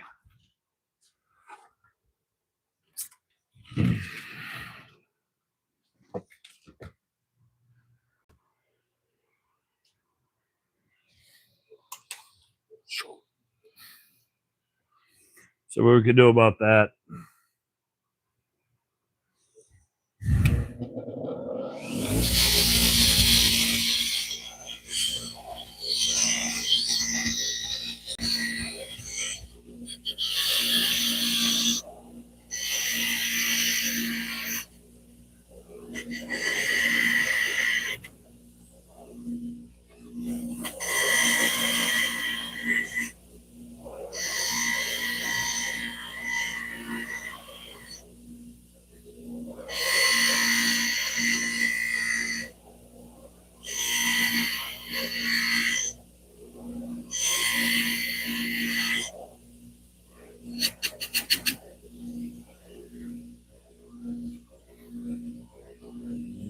That one.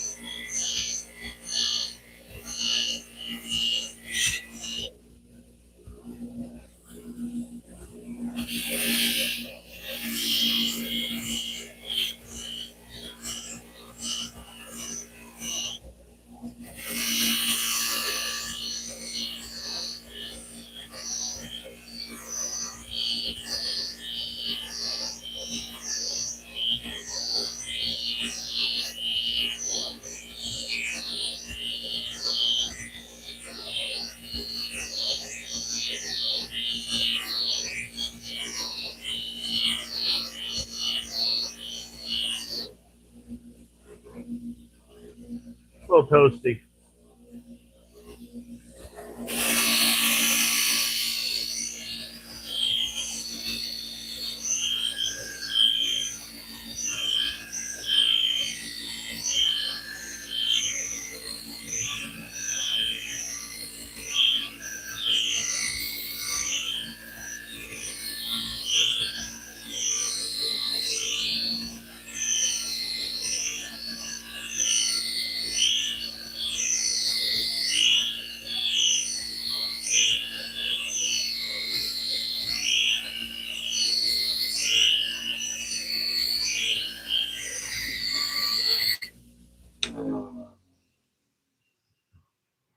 Okay, let's get back to the other side.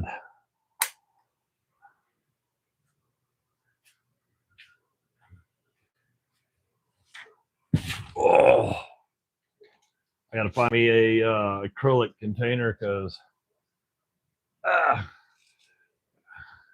don't collect Funko Pops, but got me 3 fairly cheap of Eddie from the Killers album, Seventh Son of a Seventh Son, and Somewhere in Time.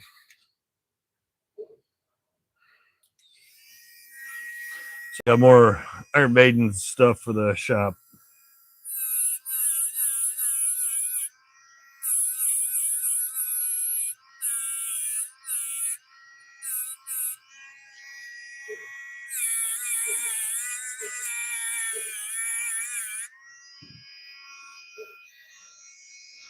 I might be off camera. I got to find a sweet spot to.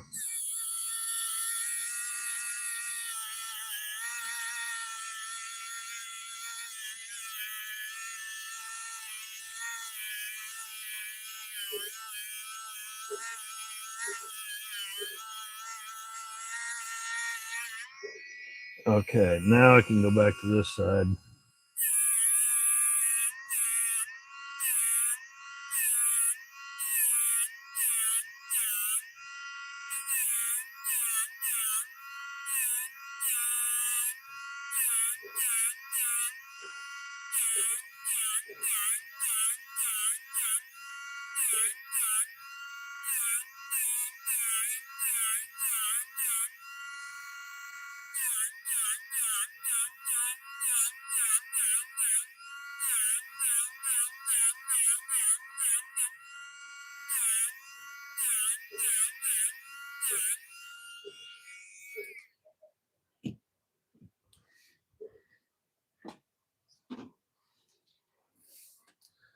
Give it a quick wipe down because I am scraping on the metal. Going to leave debris behind. Always leaves debris. Just like sanding wood, you gotta. I usually use a wet rag or a tack cloth to get any sanding residue out.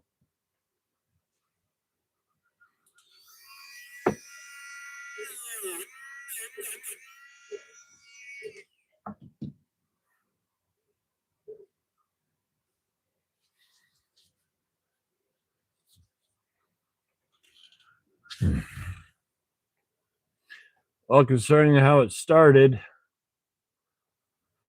I didn't even have to polish any of that mess. And there's that nasty rusty shank.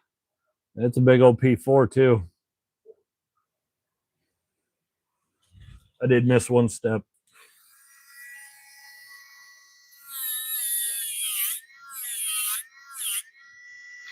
I cleaned all the other spots. I just didn't get the tip. So, nope, just smells like plastic. Smells like it did when it was brand new. P4 Western Forge. So it's bigger from late 80s, early 90s, mid 90s.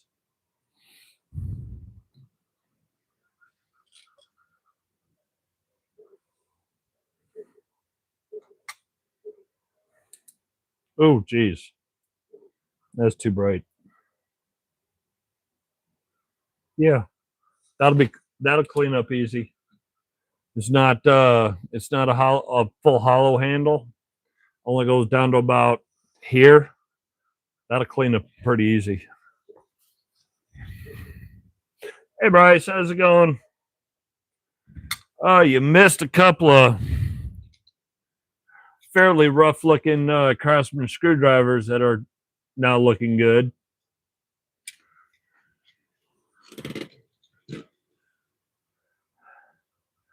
Then I had tidied up this proto earlier. This, then just, that was a wipe down and a little metal work, nothing major. But like this, I think this will be another easy clean.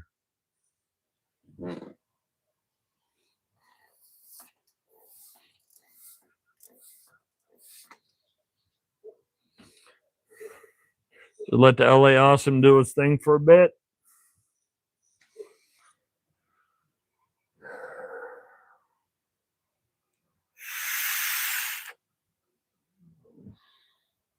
I know one thing. I go through a mountain of blue and regular paper towels.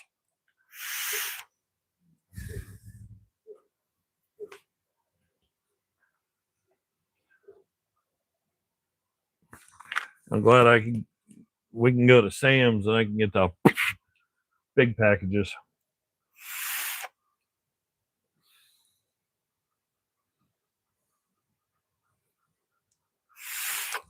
Let's see if this one cleans up like the others did.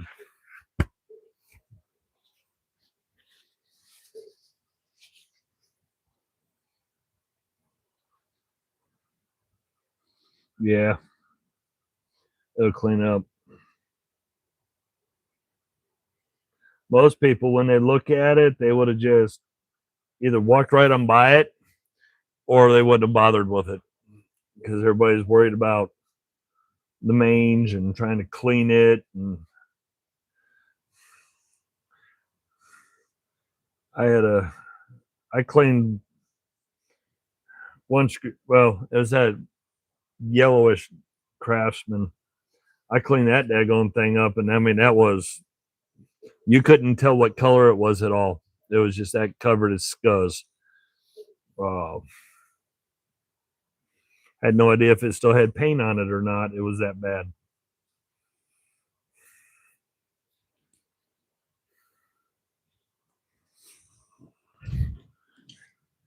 That one was so bad you couldn't even see any colors on it at all. It was horrible. Well, I would say there's another one that LA Awesome did the trick. I just gotta tidy the metal up a little bit because their nut drivers didn't have the best chrome plating.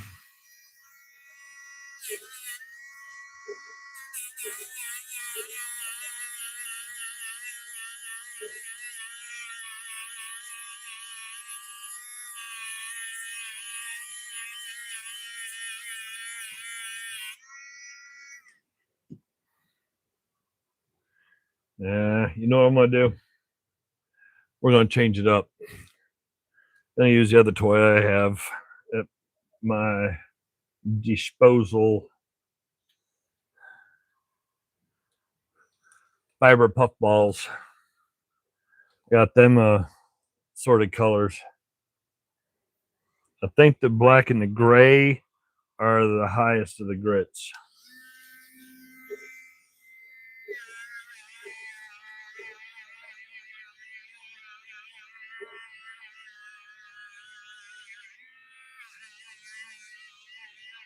And because they're fiber, they probably do a better job at blending in this cracking, slightly chipping plating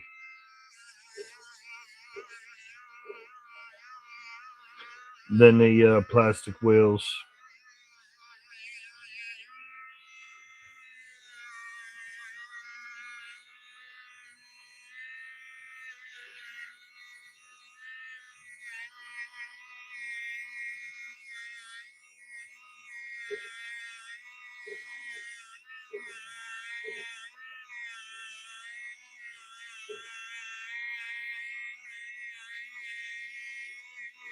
A lot of fun trying to keep tabs on it, make sure that I'm still tracking.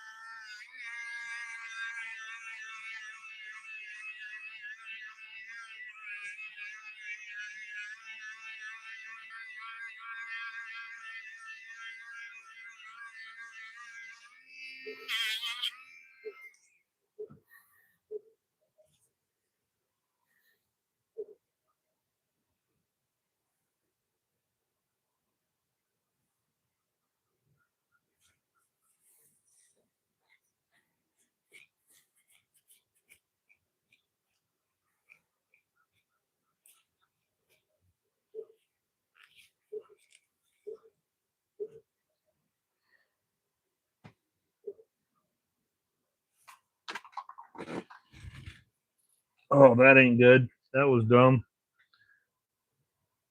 I gotta vacuum up that now.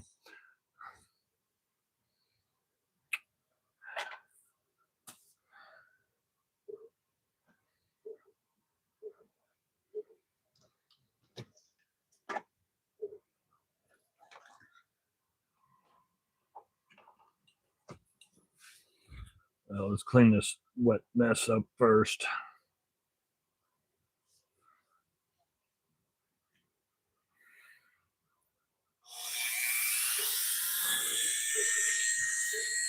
Apparently, we got a skunk probably about 4.5, 5 miles away from us. Tested positive for rabies.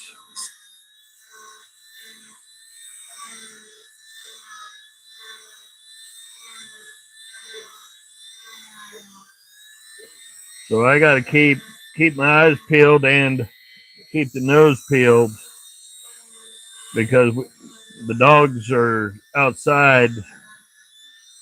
When they go outside, they got a lot of area they get to play in, and I definitely don't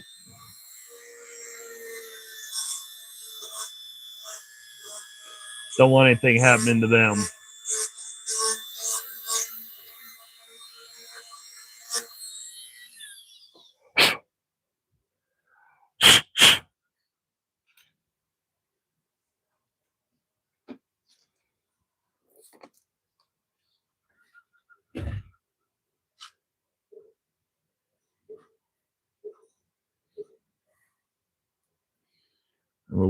Over here, we don't usually see too many. Occasionally, you can smell them.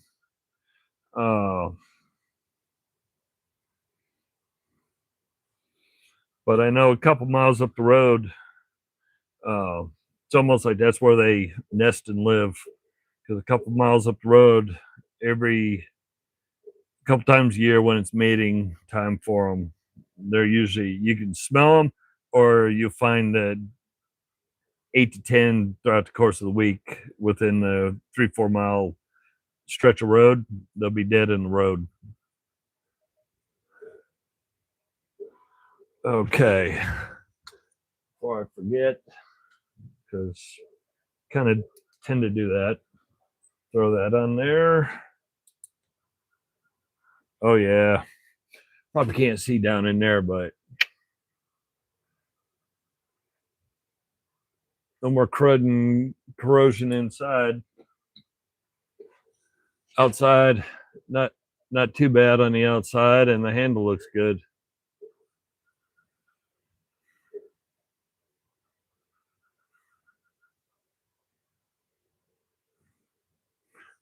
Another functional good nut driver.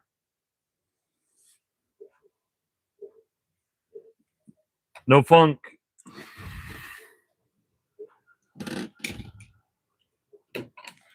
Oh no, I thought I was on fire last time. Geez, I've got probably 14, 15 tools cleaned up. Of course, they were easy. I haven't had anything that has been a pain.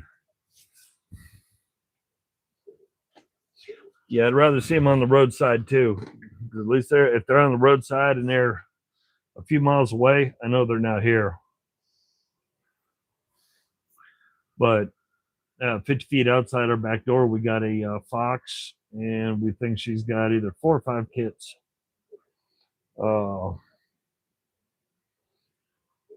We had 5 last year. They were a blast to watch, just hopping around as they were growing up. We always get one female that comes back. We don't, out in the wooded section of our property. We know where the den is. We know where the entrance and exit holes are. We don't mess with it because they don't mess with the dogs. The dogs don't mess with them. Occasionally they bark and yip at each other, but other than that, we just enjoy watching them.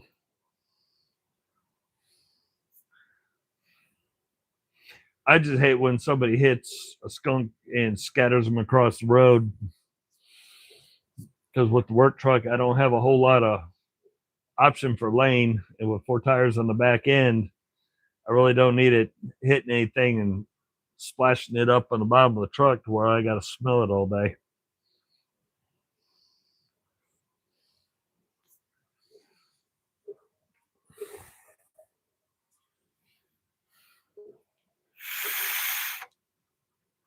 Oh.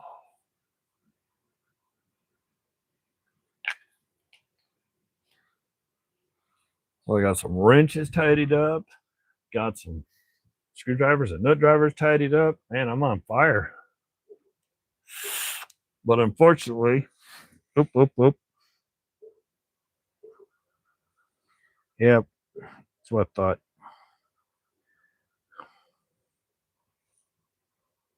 There it is. Add a piece of wire.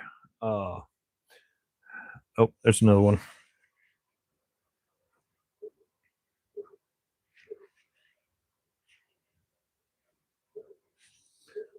There it is. My wife made chair cover out of towels for the shop, because the got a free chair for the shop as polyester penguin. And when the shop gets up around 85, 95 degrees, that chair gets hot and it's miserable. So she took El Cheapo towels from Ollie's, sewed them up so they'd give me a little buffer and a barrier. The problem is, because they're towels, the bits of the wire wheel, All of a sudden you move and all of a sudden it's poking in your legs. I don't know. Let's see what I can do with this little bad boy.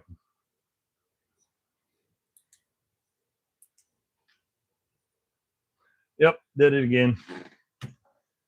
Forgot I had to have power.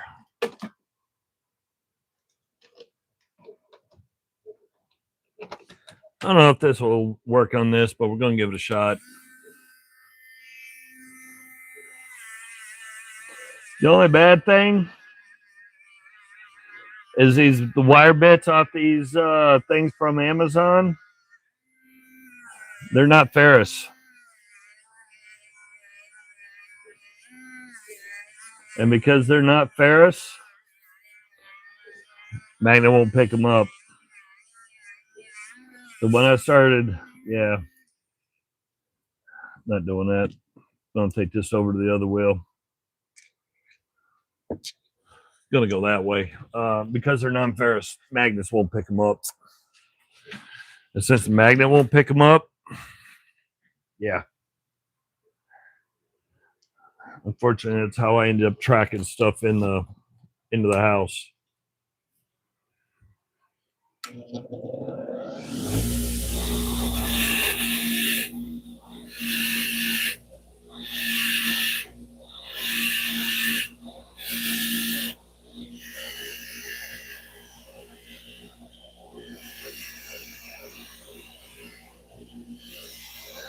I love old tools because the stampings and the patterns that they put in their tools, they always look nice.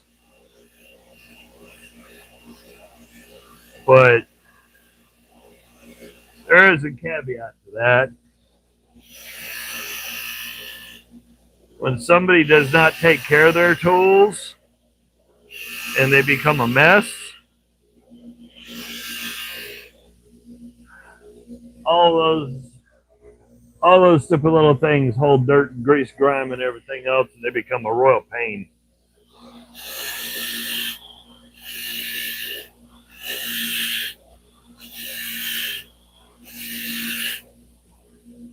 But I'd rather work with half-inch than quarter drive. That's why I got a little El Cheapo Chinese made in China extension for working with quarter drives.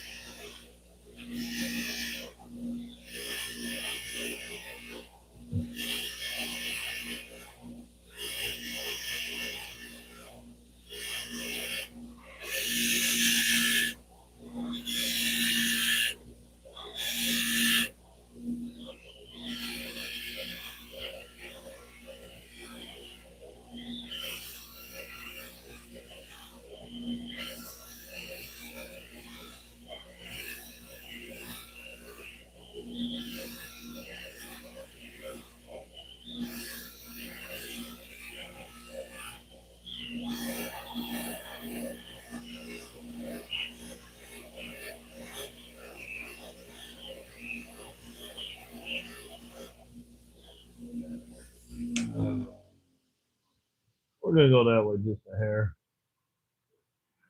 Of course, as I'm still working on the toolbox and all that crud, I still got stuff in the way.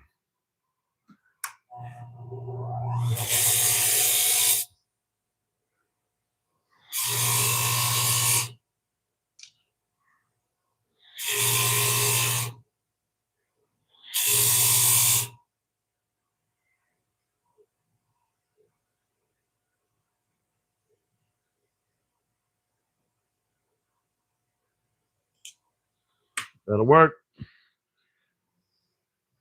No rough spots, no burrs, nothing that'll annoy me.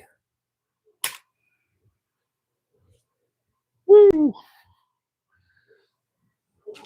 Back to the Blair Witch running around the woods. Oh, let's see. At least the outsides look good.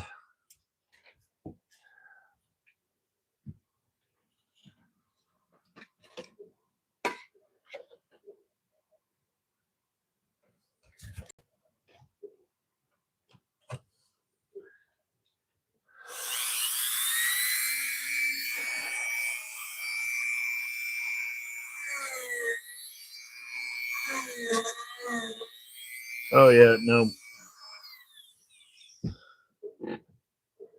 Pocket pry bar time.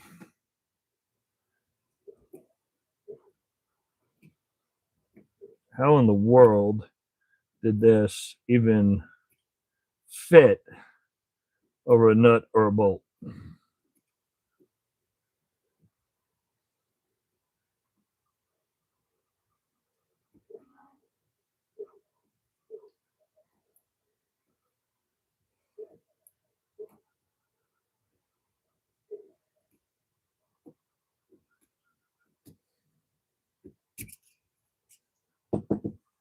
Oh, that crud. Probably can't see it, but geez.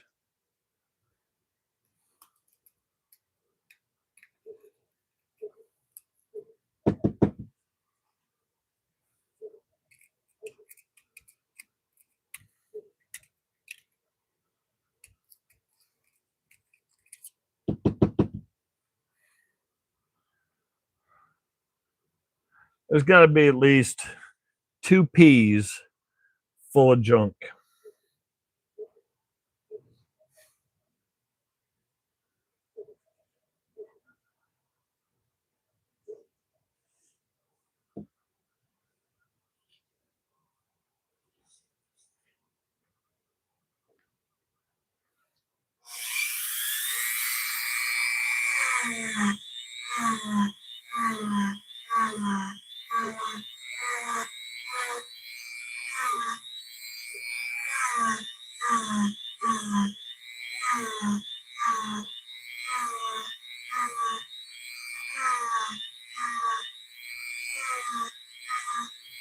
So when I get done, it'll fit any nut or bolt for that size.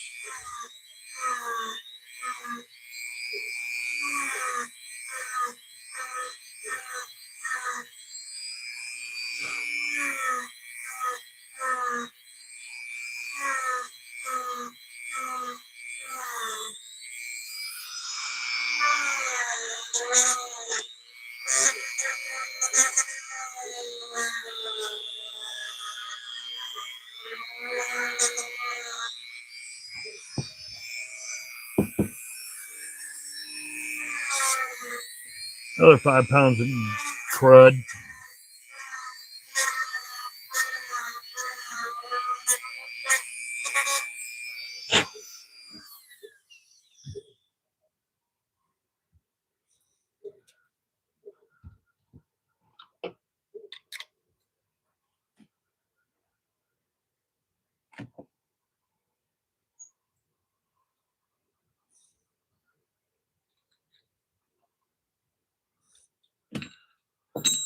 I don't know. Uh, I got a mountain of these. I use them all the time, but I've launched wire pieces all over me and everything else. What is there to replace it? I don't know. I mean, I'm sure I could probably spend a mountain more and get better quality because for the most part, it's the crimp down inside. That's where it fails. Um, it's like these, the flat ones. It's the crimp that fails. It's not that I'm having pieces break off it. The whole wire is coming out of it. So where it gets crimped in, it's a junk job of crimping.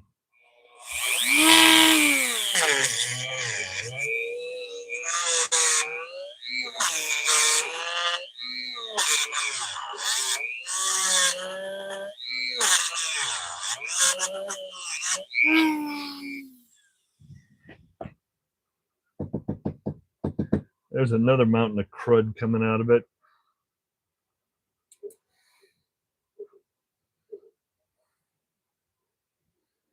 Jeez, that thing's horrible. Did I leave my drill here or not?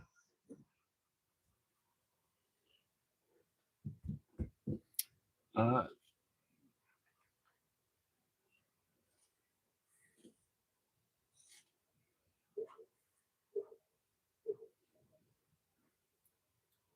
nope, that ain't gonna work. This will though.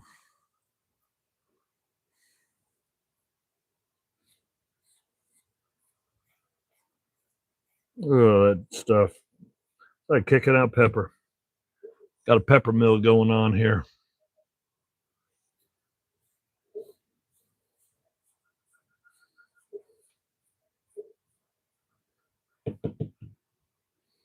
And that's the funny thing. These don't fall apart like that. Worst they do is they roll and fold over. So whoever makes the board cleaning kits, they need to make cups, straights, the blades.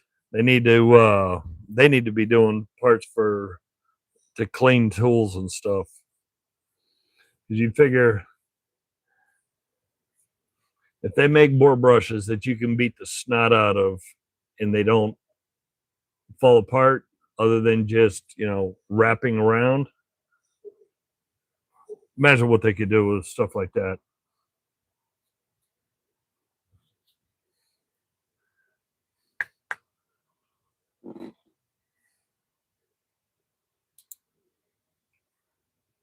Oh, I ain't touched that one yet.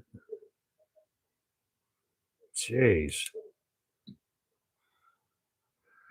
I'm gonna get a drill.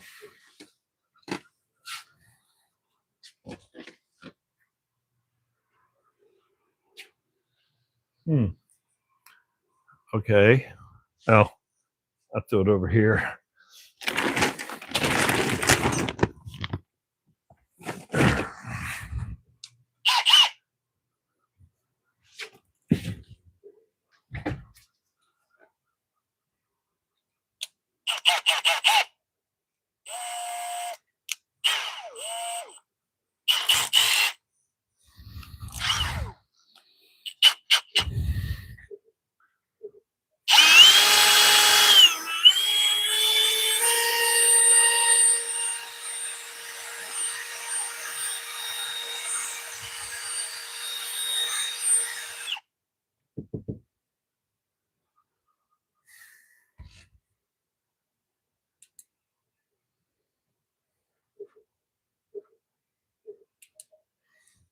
Need to rinse that one now.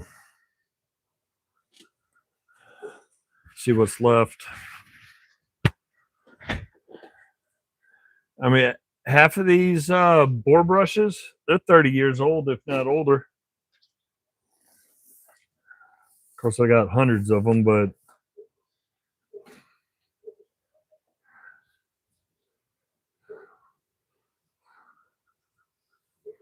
every now and then I'll take the time to straighten them out. Well, kinda straighten them out.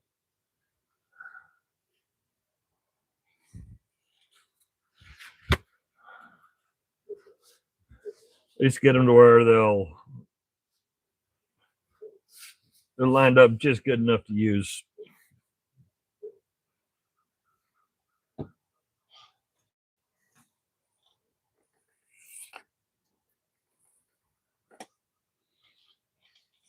Let that sit for a minute while it's soaking in on the inside.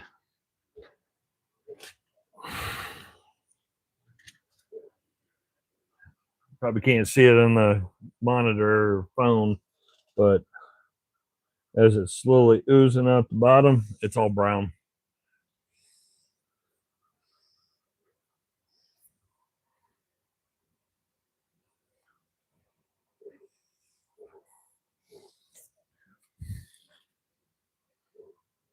Hmm.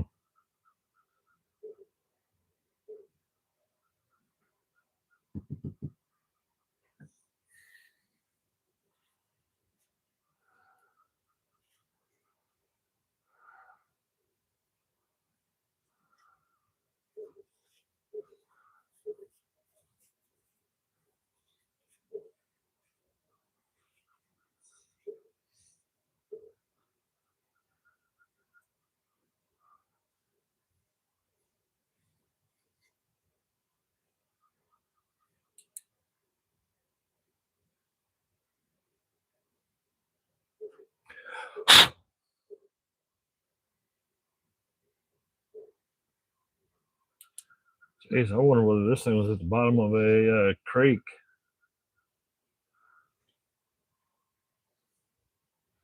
That thing's in horrible shape.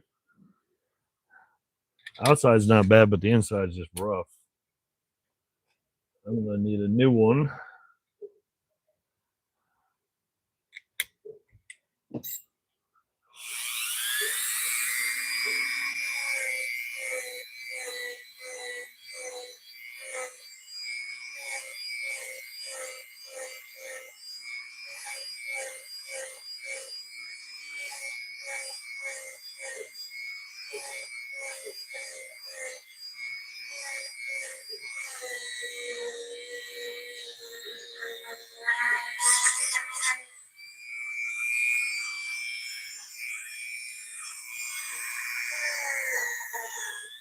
I don't mind doing the cleanup. People neglecting and abusing their tools means I get them cheap.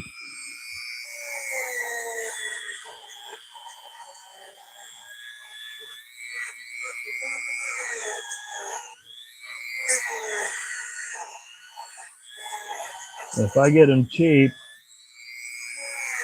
and I take some time, clean them up, and then when I use them and clean them up before I put them away, they just need a quick wipe. They'll last me decades.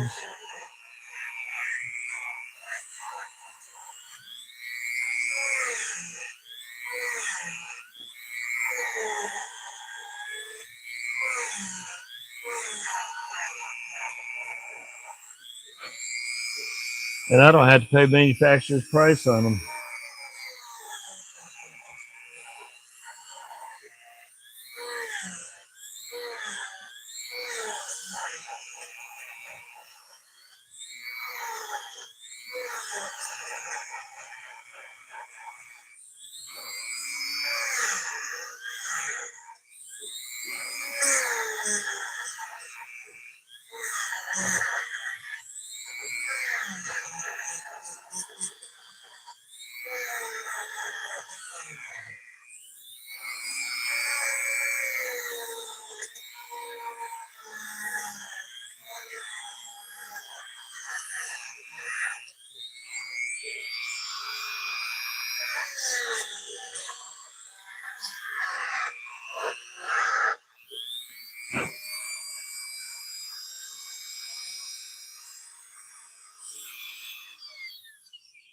One thing about older sockets, I don't know if anybody ever so let me look, double check the depth. So right about in here, there's always like a ring. So you have the depth of the socket that goes to here. Back here where the ratchet would go in goes into here. There's always, I don't know, 1/8 of an inch gap that kind of has a rollover. And then crud gets caked up in the middle of that. Sweet. I hate when I got to pay more than $1.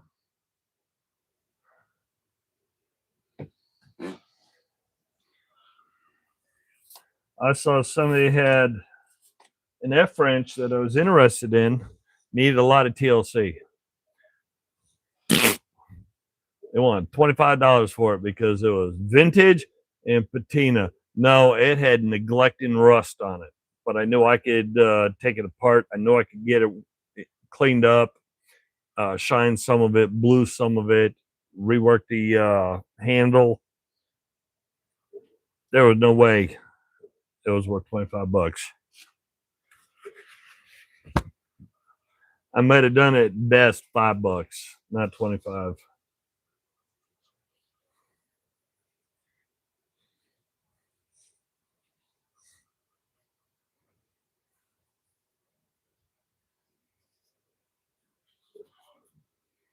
And it goes right up in there, right where I said is that ring. That's where all that crud came out of. Ain't gonna get it all out, but I'll try to get as much as I can.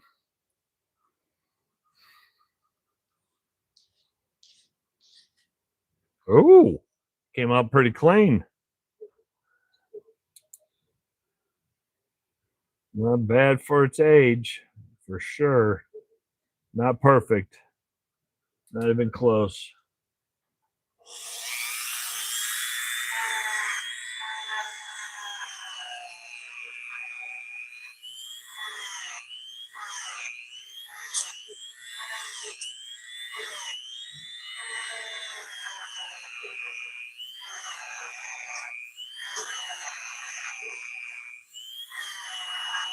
Could just be soup transfer.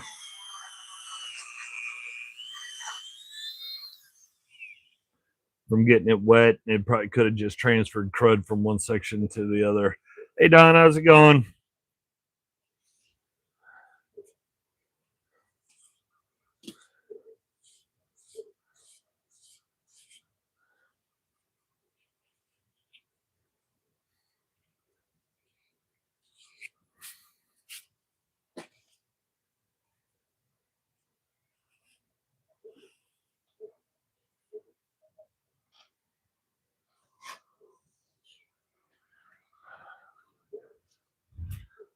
Oh.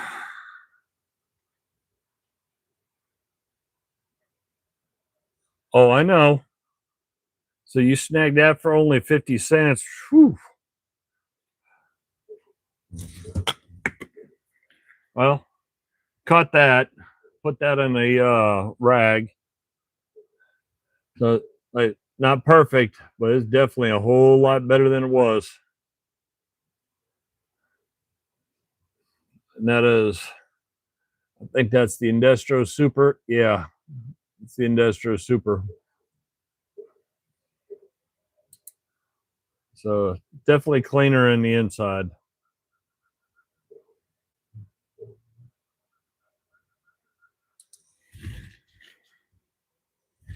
Have a good weekend. Be safe.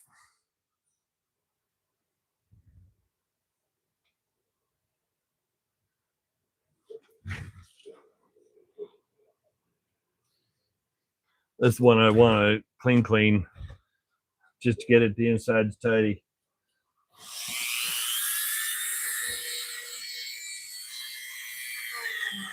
This one is not going to need much work.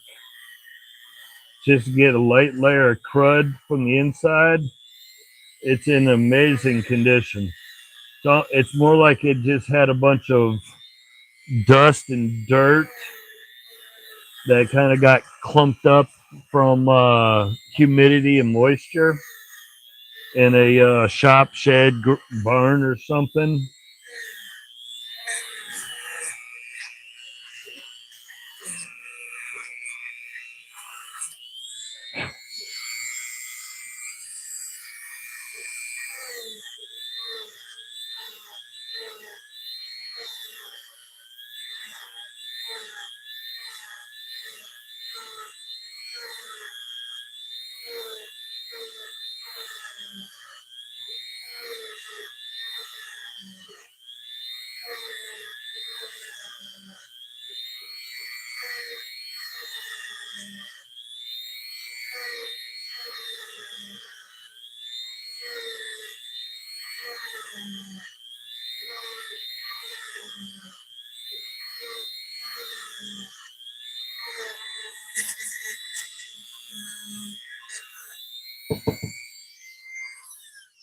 Like I said, it's more like dust and dirt that just got wet.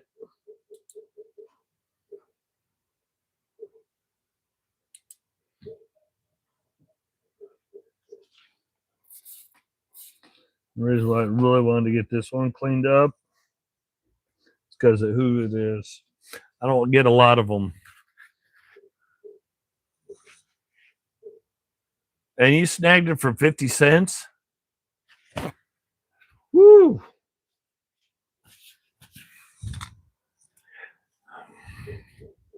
Well, I really can't say a whole lot because I got that Bonnie HD 3/4 drive set, and some of those sockets still have the Bonnie HD sticker on the side of the sockets.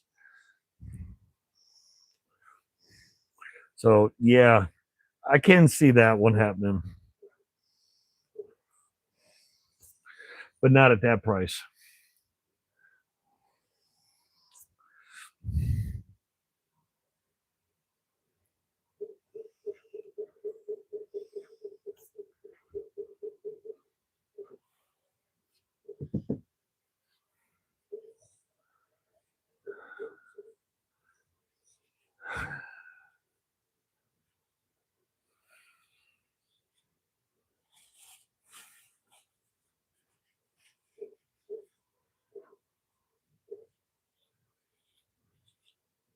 Very little debris coming off this one. That's why I was really happy I snagged this one.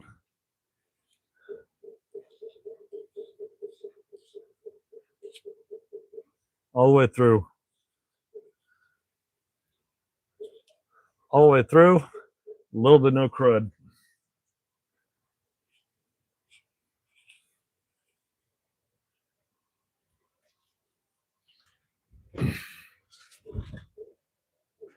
See how to put this one up. So it's a 6 point, no less, which seems like all I ever find is 12 points. But 7/16, New Britain.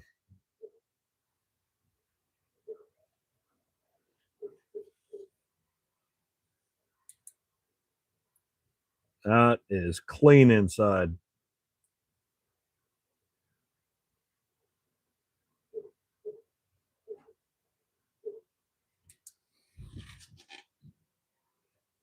I don't find too many New Britons, but when I do, they're usually the small 1/4 or 3/8. It's rare I find a 1/2 inch.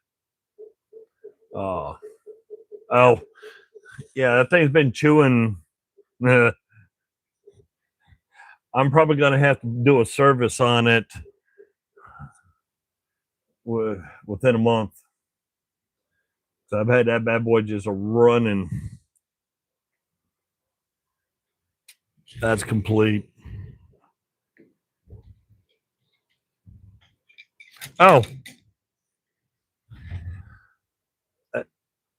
that's in tomorrow's video.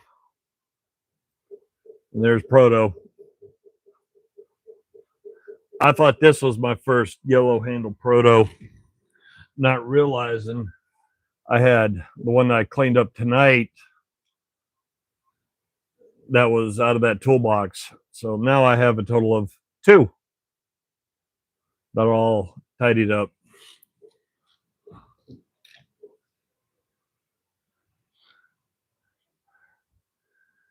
Let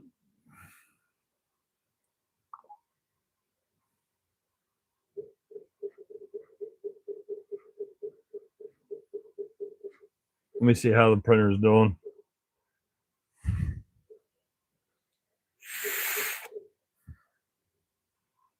So 72% done.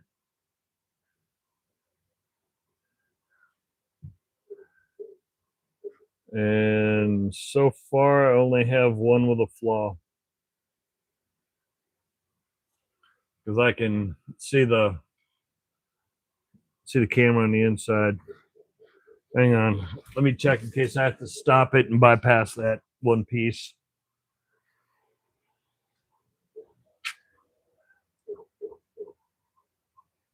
Nope, it's just a reflection.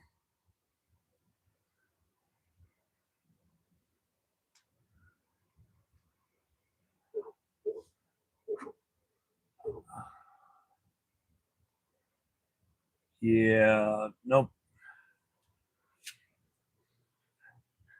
Just a bad reflection that made it look like it was just a bad reflection that made it look like I had a piece that didn't adhere properly. It was lifting up.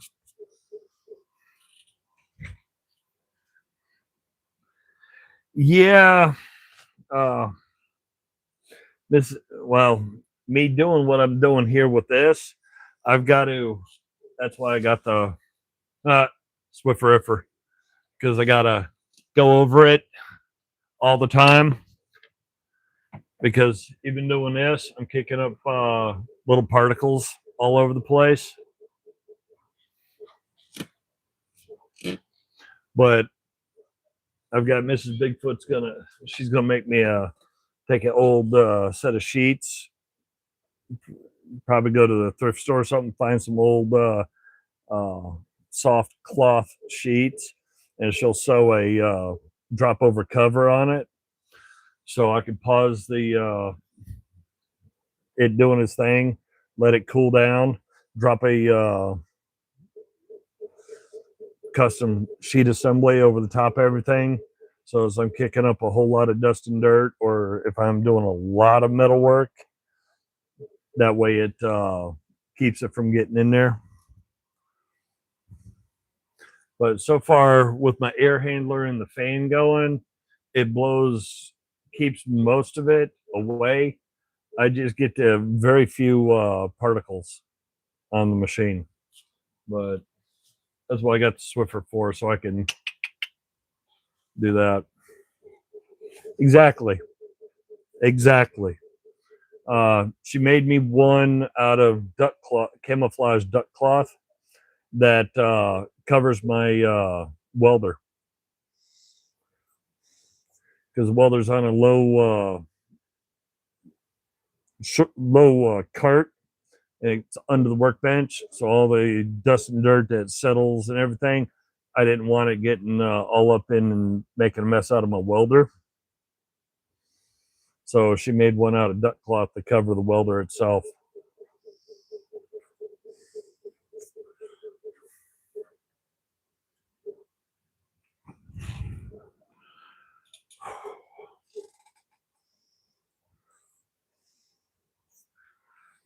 But I don't know if anybody, but for anybody that's in that wasn't in earlier, making plates that'll lock in to each other. And then want to create a platform, trim it down to the right size, so I can drop it in the drawers after I put drawer liner in.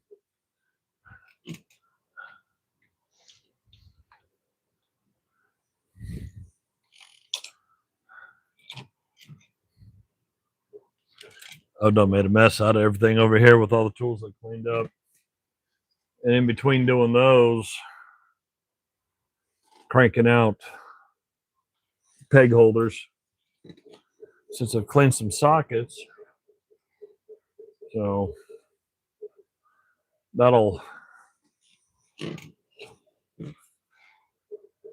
I'll mount this to that, and they'll just sit in the drawer and hold it. And if I take one out, between the neon green and neon orange, I'll definitely know when I forgot to put a socket away. Especially with all the sockets I got, it wouldn't be hard if I grabbed a socket that was on the end of a row and not realize it was missing.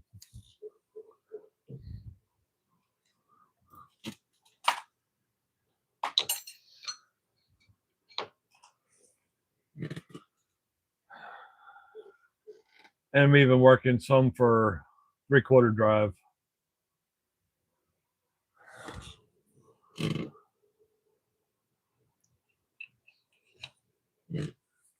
So far, they do good because they just drop into the holes. I put the little machine screws in. It'll lock it in place.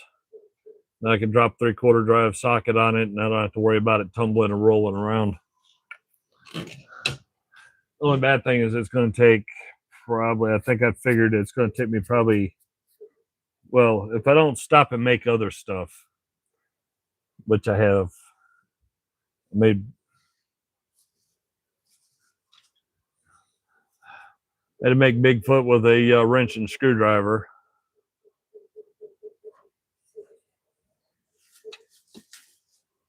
And I had to make the infamous 10mm socket.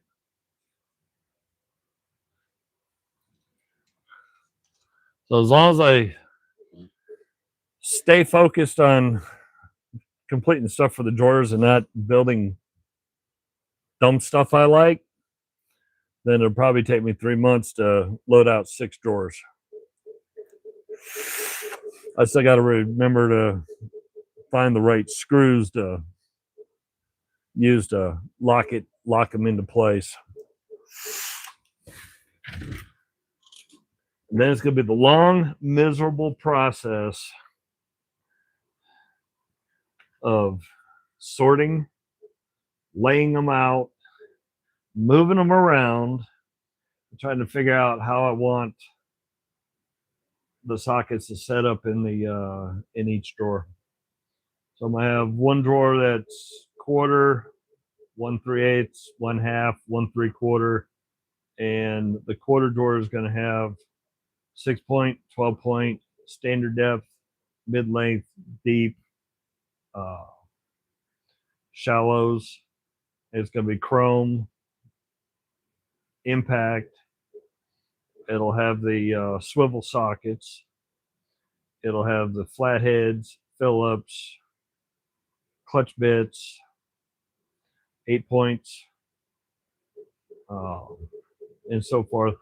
It'll So if I go to pull to say the quarter drawer, it'll have everything. I don't have to worry about having 2, 3, 4 drawers scattered in different boxes with different types of quarter drive pieces.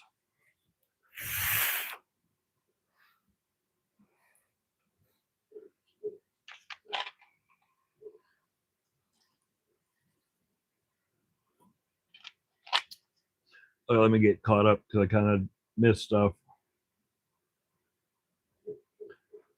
Is that stuff hard? Sounds like Legos.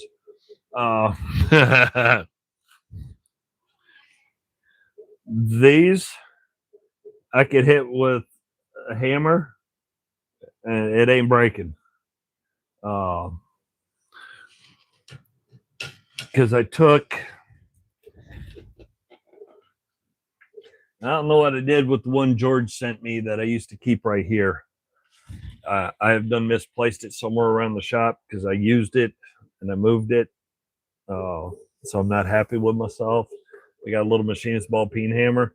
I use that to whack on it pretty good when I actually put a couple plates together to see how they fit. But between that, the high vis green, neon green, neon orange pieces, the pegs, it's all out of ABS plastic. It's not PET G or whatever it is that's somewhat flexible, or the silk, or all the other stuff. It's all ABS plastic. I know it's going to be higher heat to extrude it, but when it cooled, I wanted that structural integrity of ABS plastic. I wanted it to be able to take a beating, especially with the fact that it's going to be holding sockets. And when you're in a hurry and you're opening drawers and dropping sockets down, you're not gentle on it. Open, closing drawers, not always gentle on it. And then when you get like my 3/4 drive, where I think I go up to 2 3/8, that's a lot of weight sitting on it. So some of the other filaments that are good for toys and stuff, it wouldn't work for tools. And my little Bigfoot I made here, that's ABS plastic. I ain't gonna worry about him. My little socket guy with the dangly feet, that's ABS plastic also.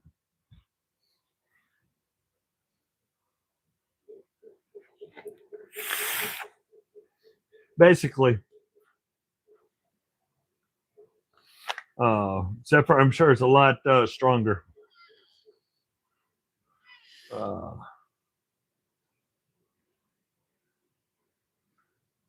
Yes, and when I get my because I'm primarily, the socket drawers that I'm doing is just for my everyday sockets that I use, not for older sets that I'm piecing together or anything like that. Those are for my everyday user sockets, which is one or two. Yeah, just one or two. Uh, Maybe more like 600-700.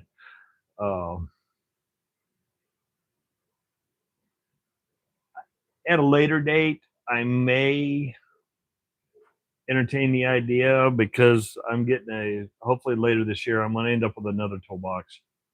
Like I need another toolbox, but I'm getting another toolbox, and that's where I'm going to put my older tools in. And I may do the same styling, but just take like a label maker and say, okay, New Britain, and just make a row and say, okay, this is going to be New Britain quarter drive 3/8, or this is Bonnie, Billings, Mustang, her brand, whatever. I may do that to where I can stack them out and just find out what came in a series and a set, and then just go ahead and put the pegs in, then go ahead and line it up. That way, at a quick glance, I know what I need to find.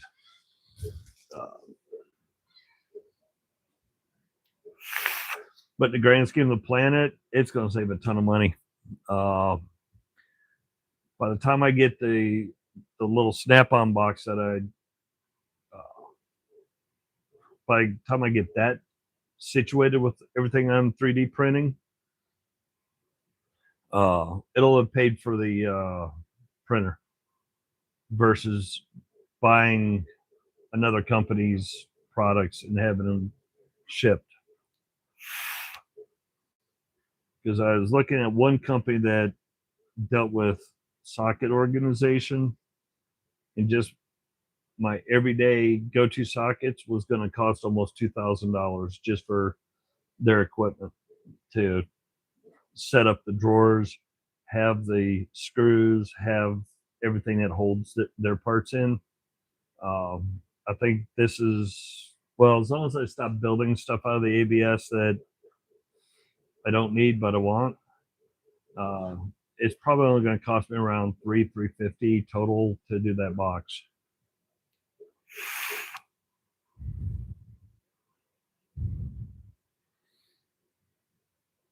But it's fun, especially making stuff.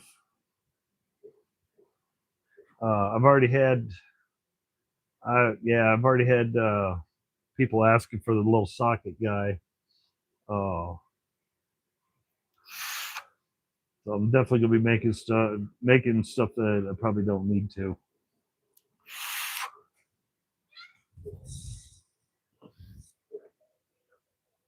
Yeah, I've got a list of other stuff that I need to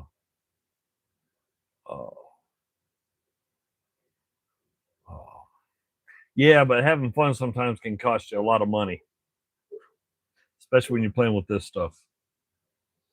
You can build some non-useful things, and that costs money. But yeah, it's still fun. I'd still have fun making stuff. I'm gonna find a brown filament, hopefully a brown ABS filament. That way I can do him in brown. If I get enough time with programming, I might slice and then see if I can also add silver for the screwdriver blade, the wrench, and then do like a red or orange or green handle. It'd take time to go in and cut the layers and design it. That I don't have the time right now to sit and slice the layers down to be able to change the colors. But if I do, oh, that's gonna be cool. Because if I do that, then I'll turn around and I'll build a base for it also.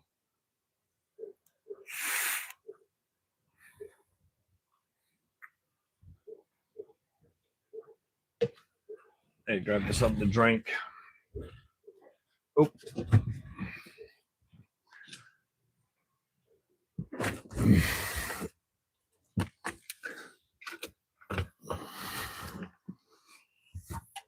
Mm.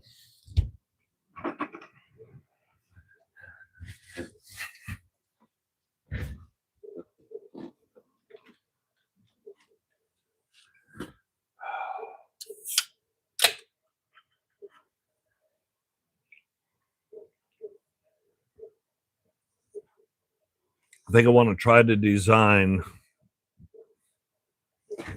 Hold that thought. They want to try to design something similar to this that has an internal cutout Doesn't have to be so big around. Obviously, this is for a 3/4 drive socket, but similar to this, but it'll have the female end. So a ratchet can just drop in the top. Doesn't have to be so tall. It can be shallow, just enough for the ratchet to drop into. That would keep ratchets from rolling around inside the toolbox. And then I could stagger them, peg, high and low, and then have them run in opposite directions on each other.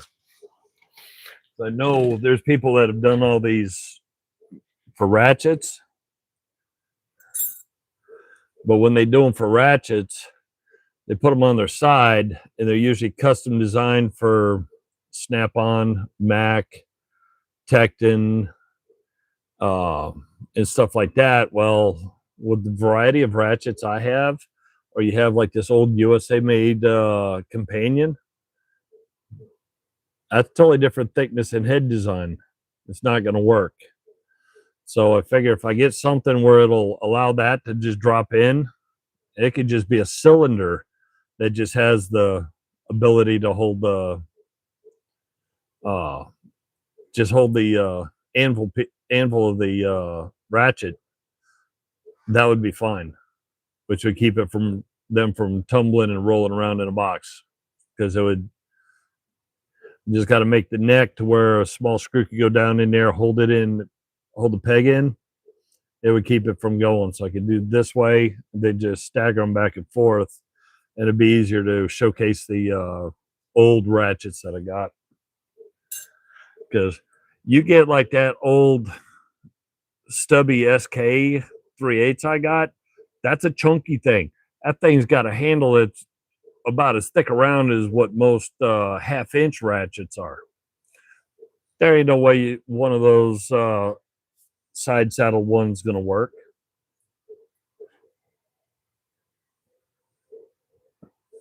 Might eat up a little more real estate in the box because it's laying this way versus this way. Yeah, just get an extra box, extra drawers, add to it.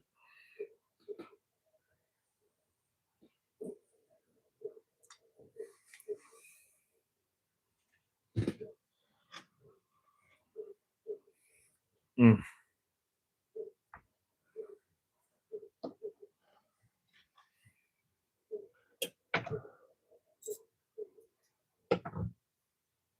I still haven't had the nerve to get into this one yet.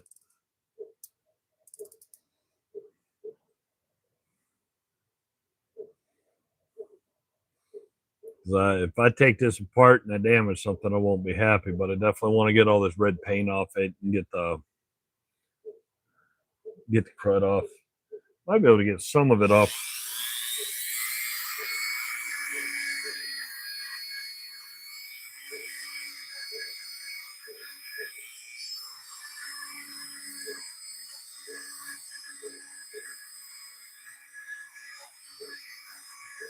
But I'd like to get inside, make sure that it's clean, because I know these are not new by any stretch of the imagination.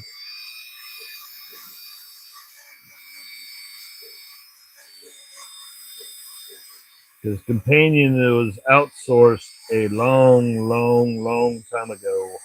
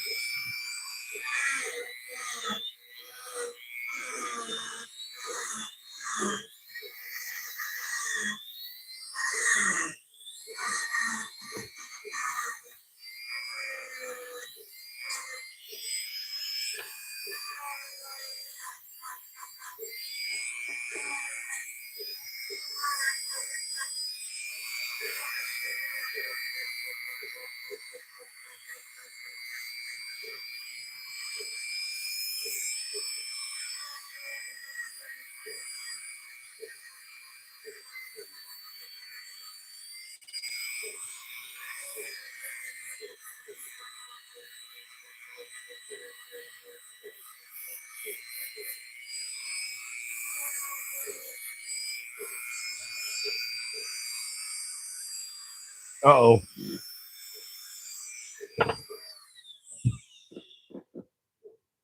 Houston, we're about to lose video.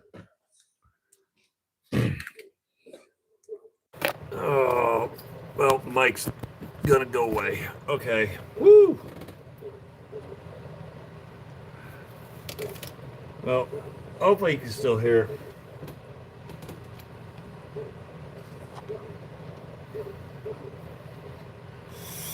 That bad boy ran down. I just looked up, saw the screen was dark.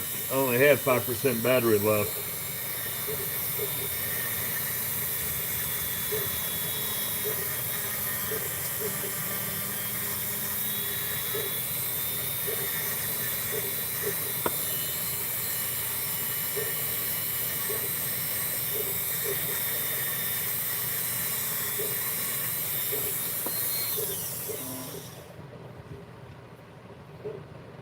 Okay. Well, still needs to be thoroughly hoed out, but at least now I don't have to look. At least now I don't have to look at all that red spray paint all over it. Can't wait to get this one cleaned up and going because it's in really good shape. I did not find any. I slowly went through and was checking the gears. I think there was only one that had a little ding in it. Yeah, there's one that has a little micro ding in it. But other than that, it's fine.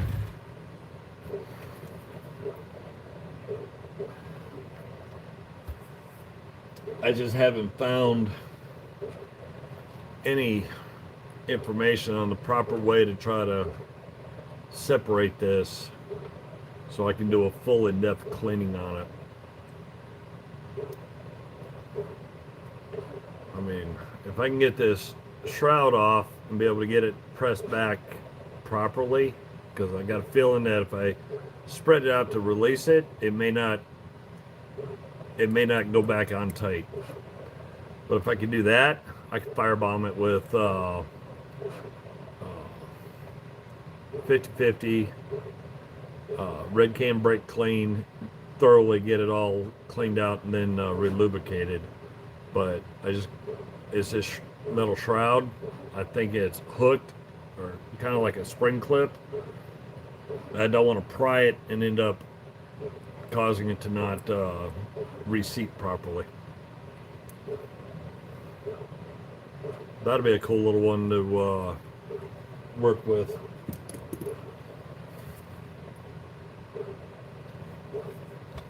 Yes, I clean tools. Yes, I collect tools.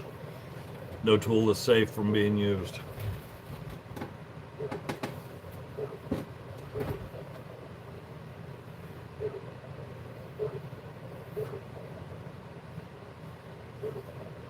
I got bit by a wire. Goodness. Jeez. Oh. Yeah, I think it was last spring. I overhauled and cleaned up and made a bit and brace look really nice again. Later in the summer, I was building I was playing with 8x8 posts. I'm building a frame I wouldn't say a frame, just a U-frame. Gonna put our projector screen on it out by the fire pit area, and we're gonna have put 2 swings on for the grandkids. with the old auger bits I got, it wouldn't drill through. It didn't matter what manufacturer battery operated drill I had, didn't have the attitude to be able to hit those 40 plus year old auger bits. They were just too sharp, too aggressive, and it couldn't muscle its way through. I have a 25, 30-year old Milwaukee corded hammer drill, and it's what I use for boring under sidewalks. Even that didn't have the attitude. But I grabbed that old bit and brace and ate right through it, no problem with those bits.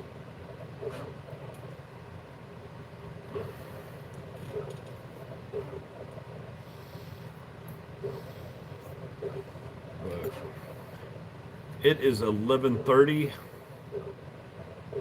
I know I got a long day tomorrow.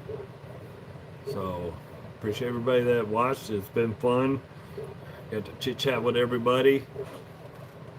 And it made, well, a little dent in my backlog, but I got a lot done.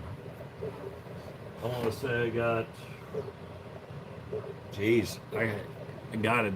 I had to have gotten at least 15, 18 things cleaned up tonight. You have a good week too. Everybody be safe. Have a good weekend. Have a good one. I'm out of here.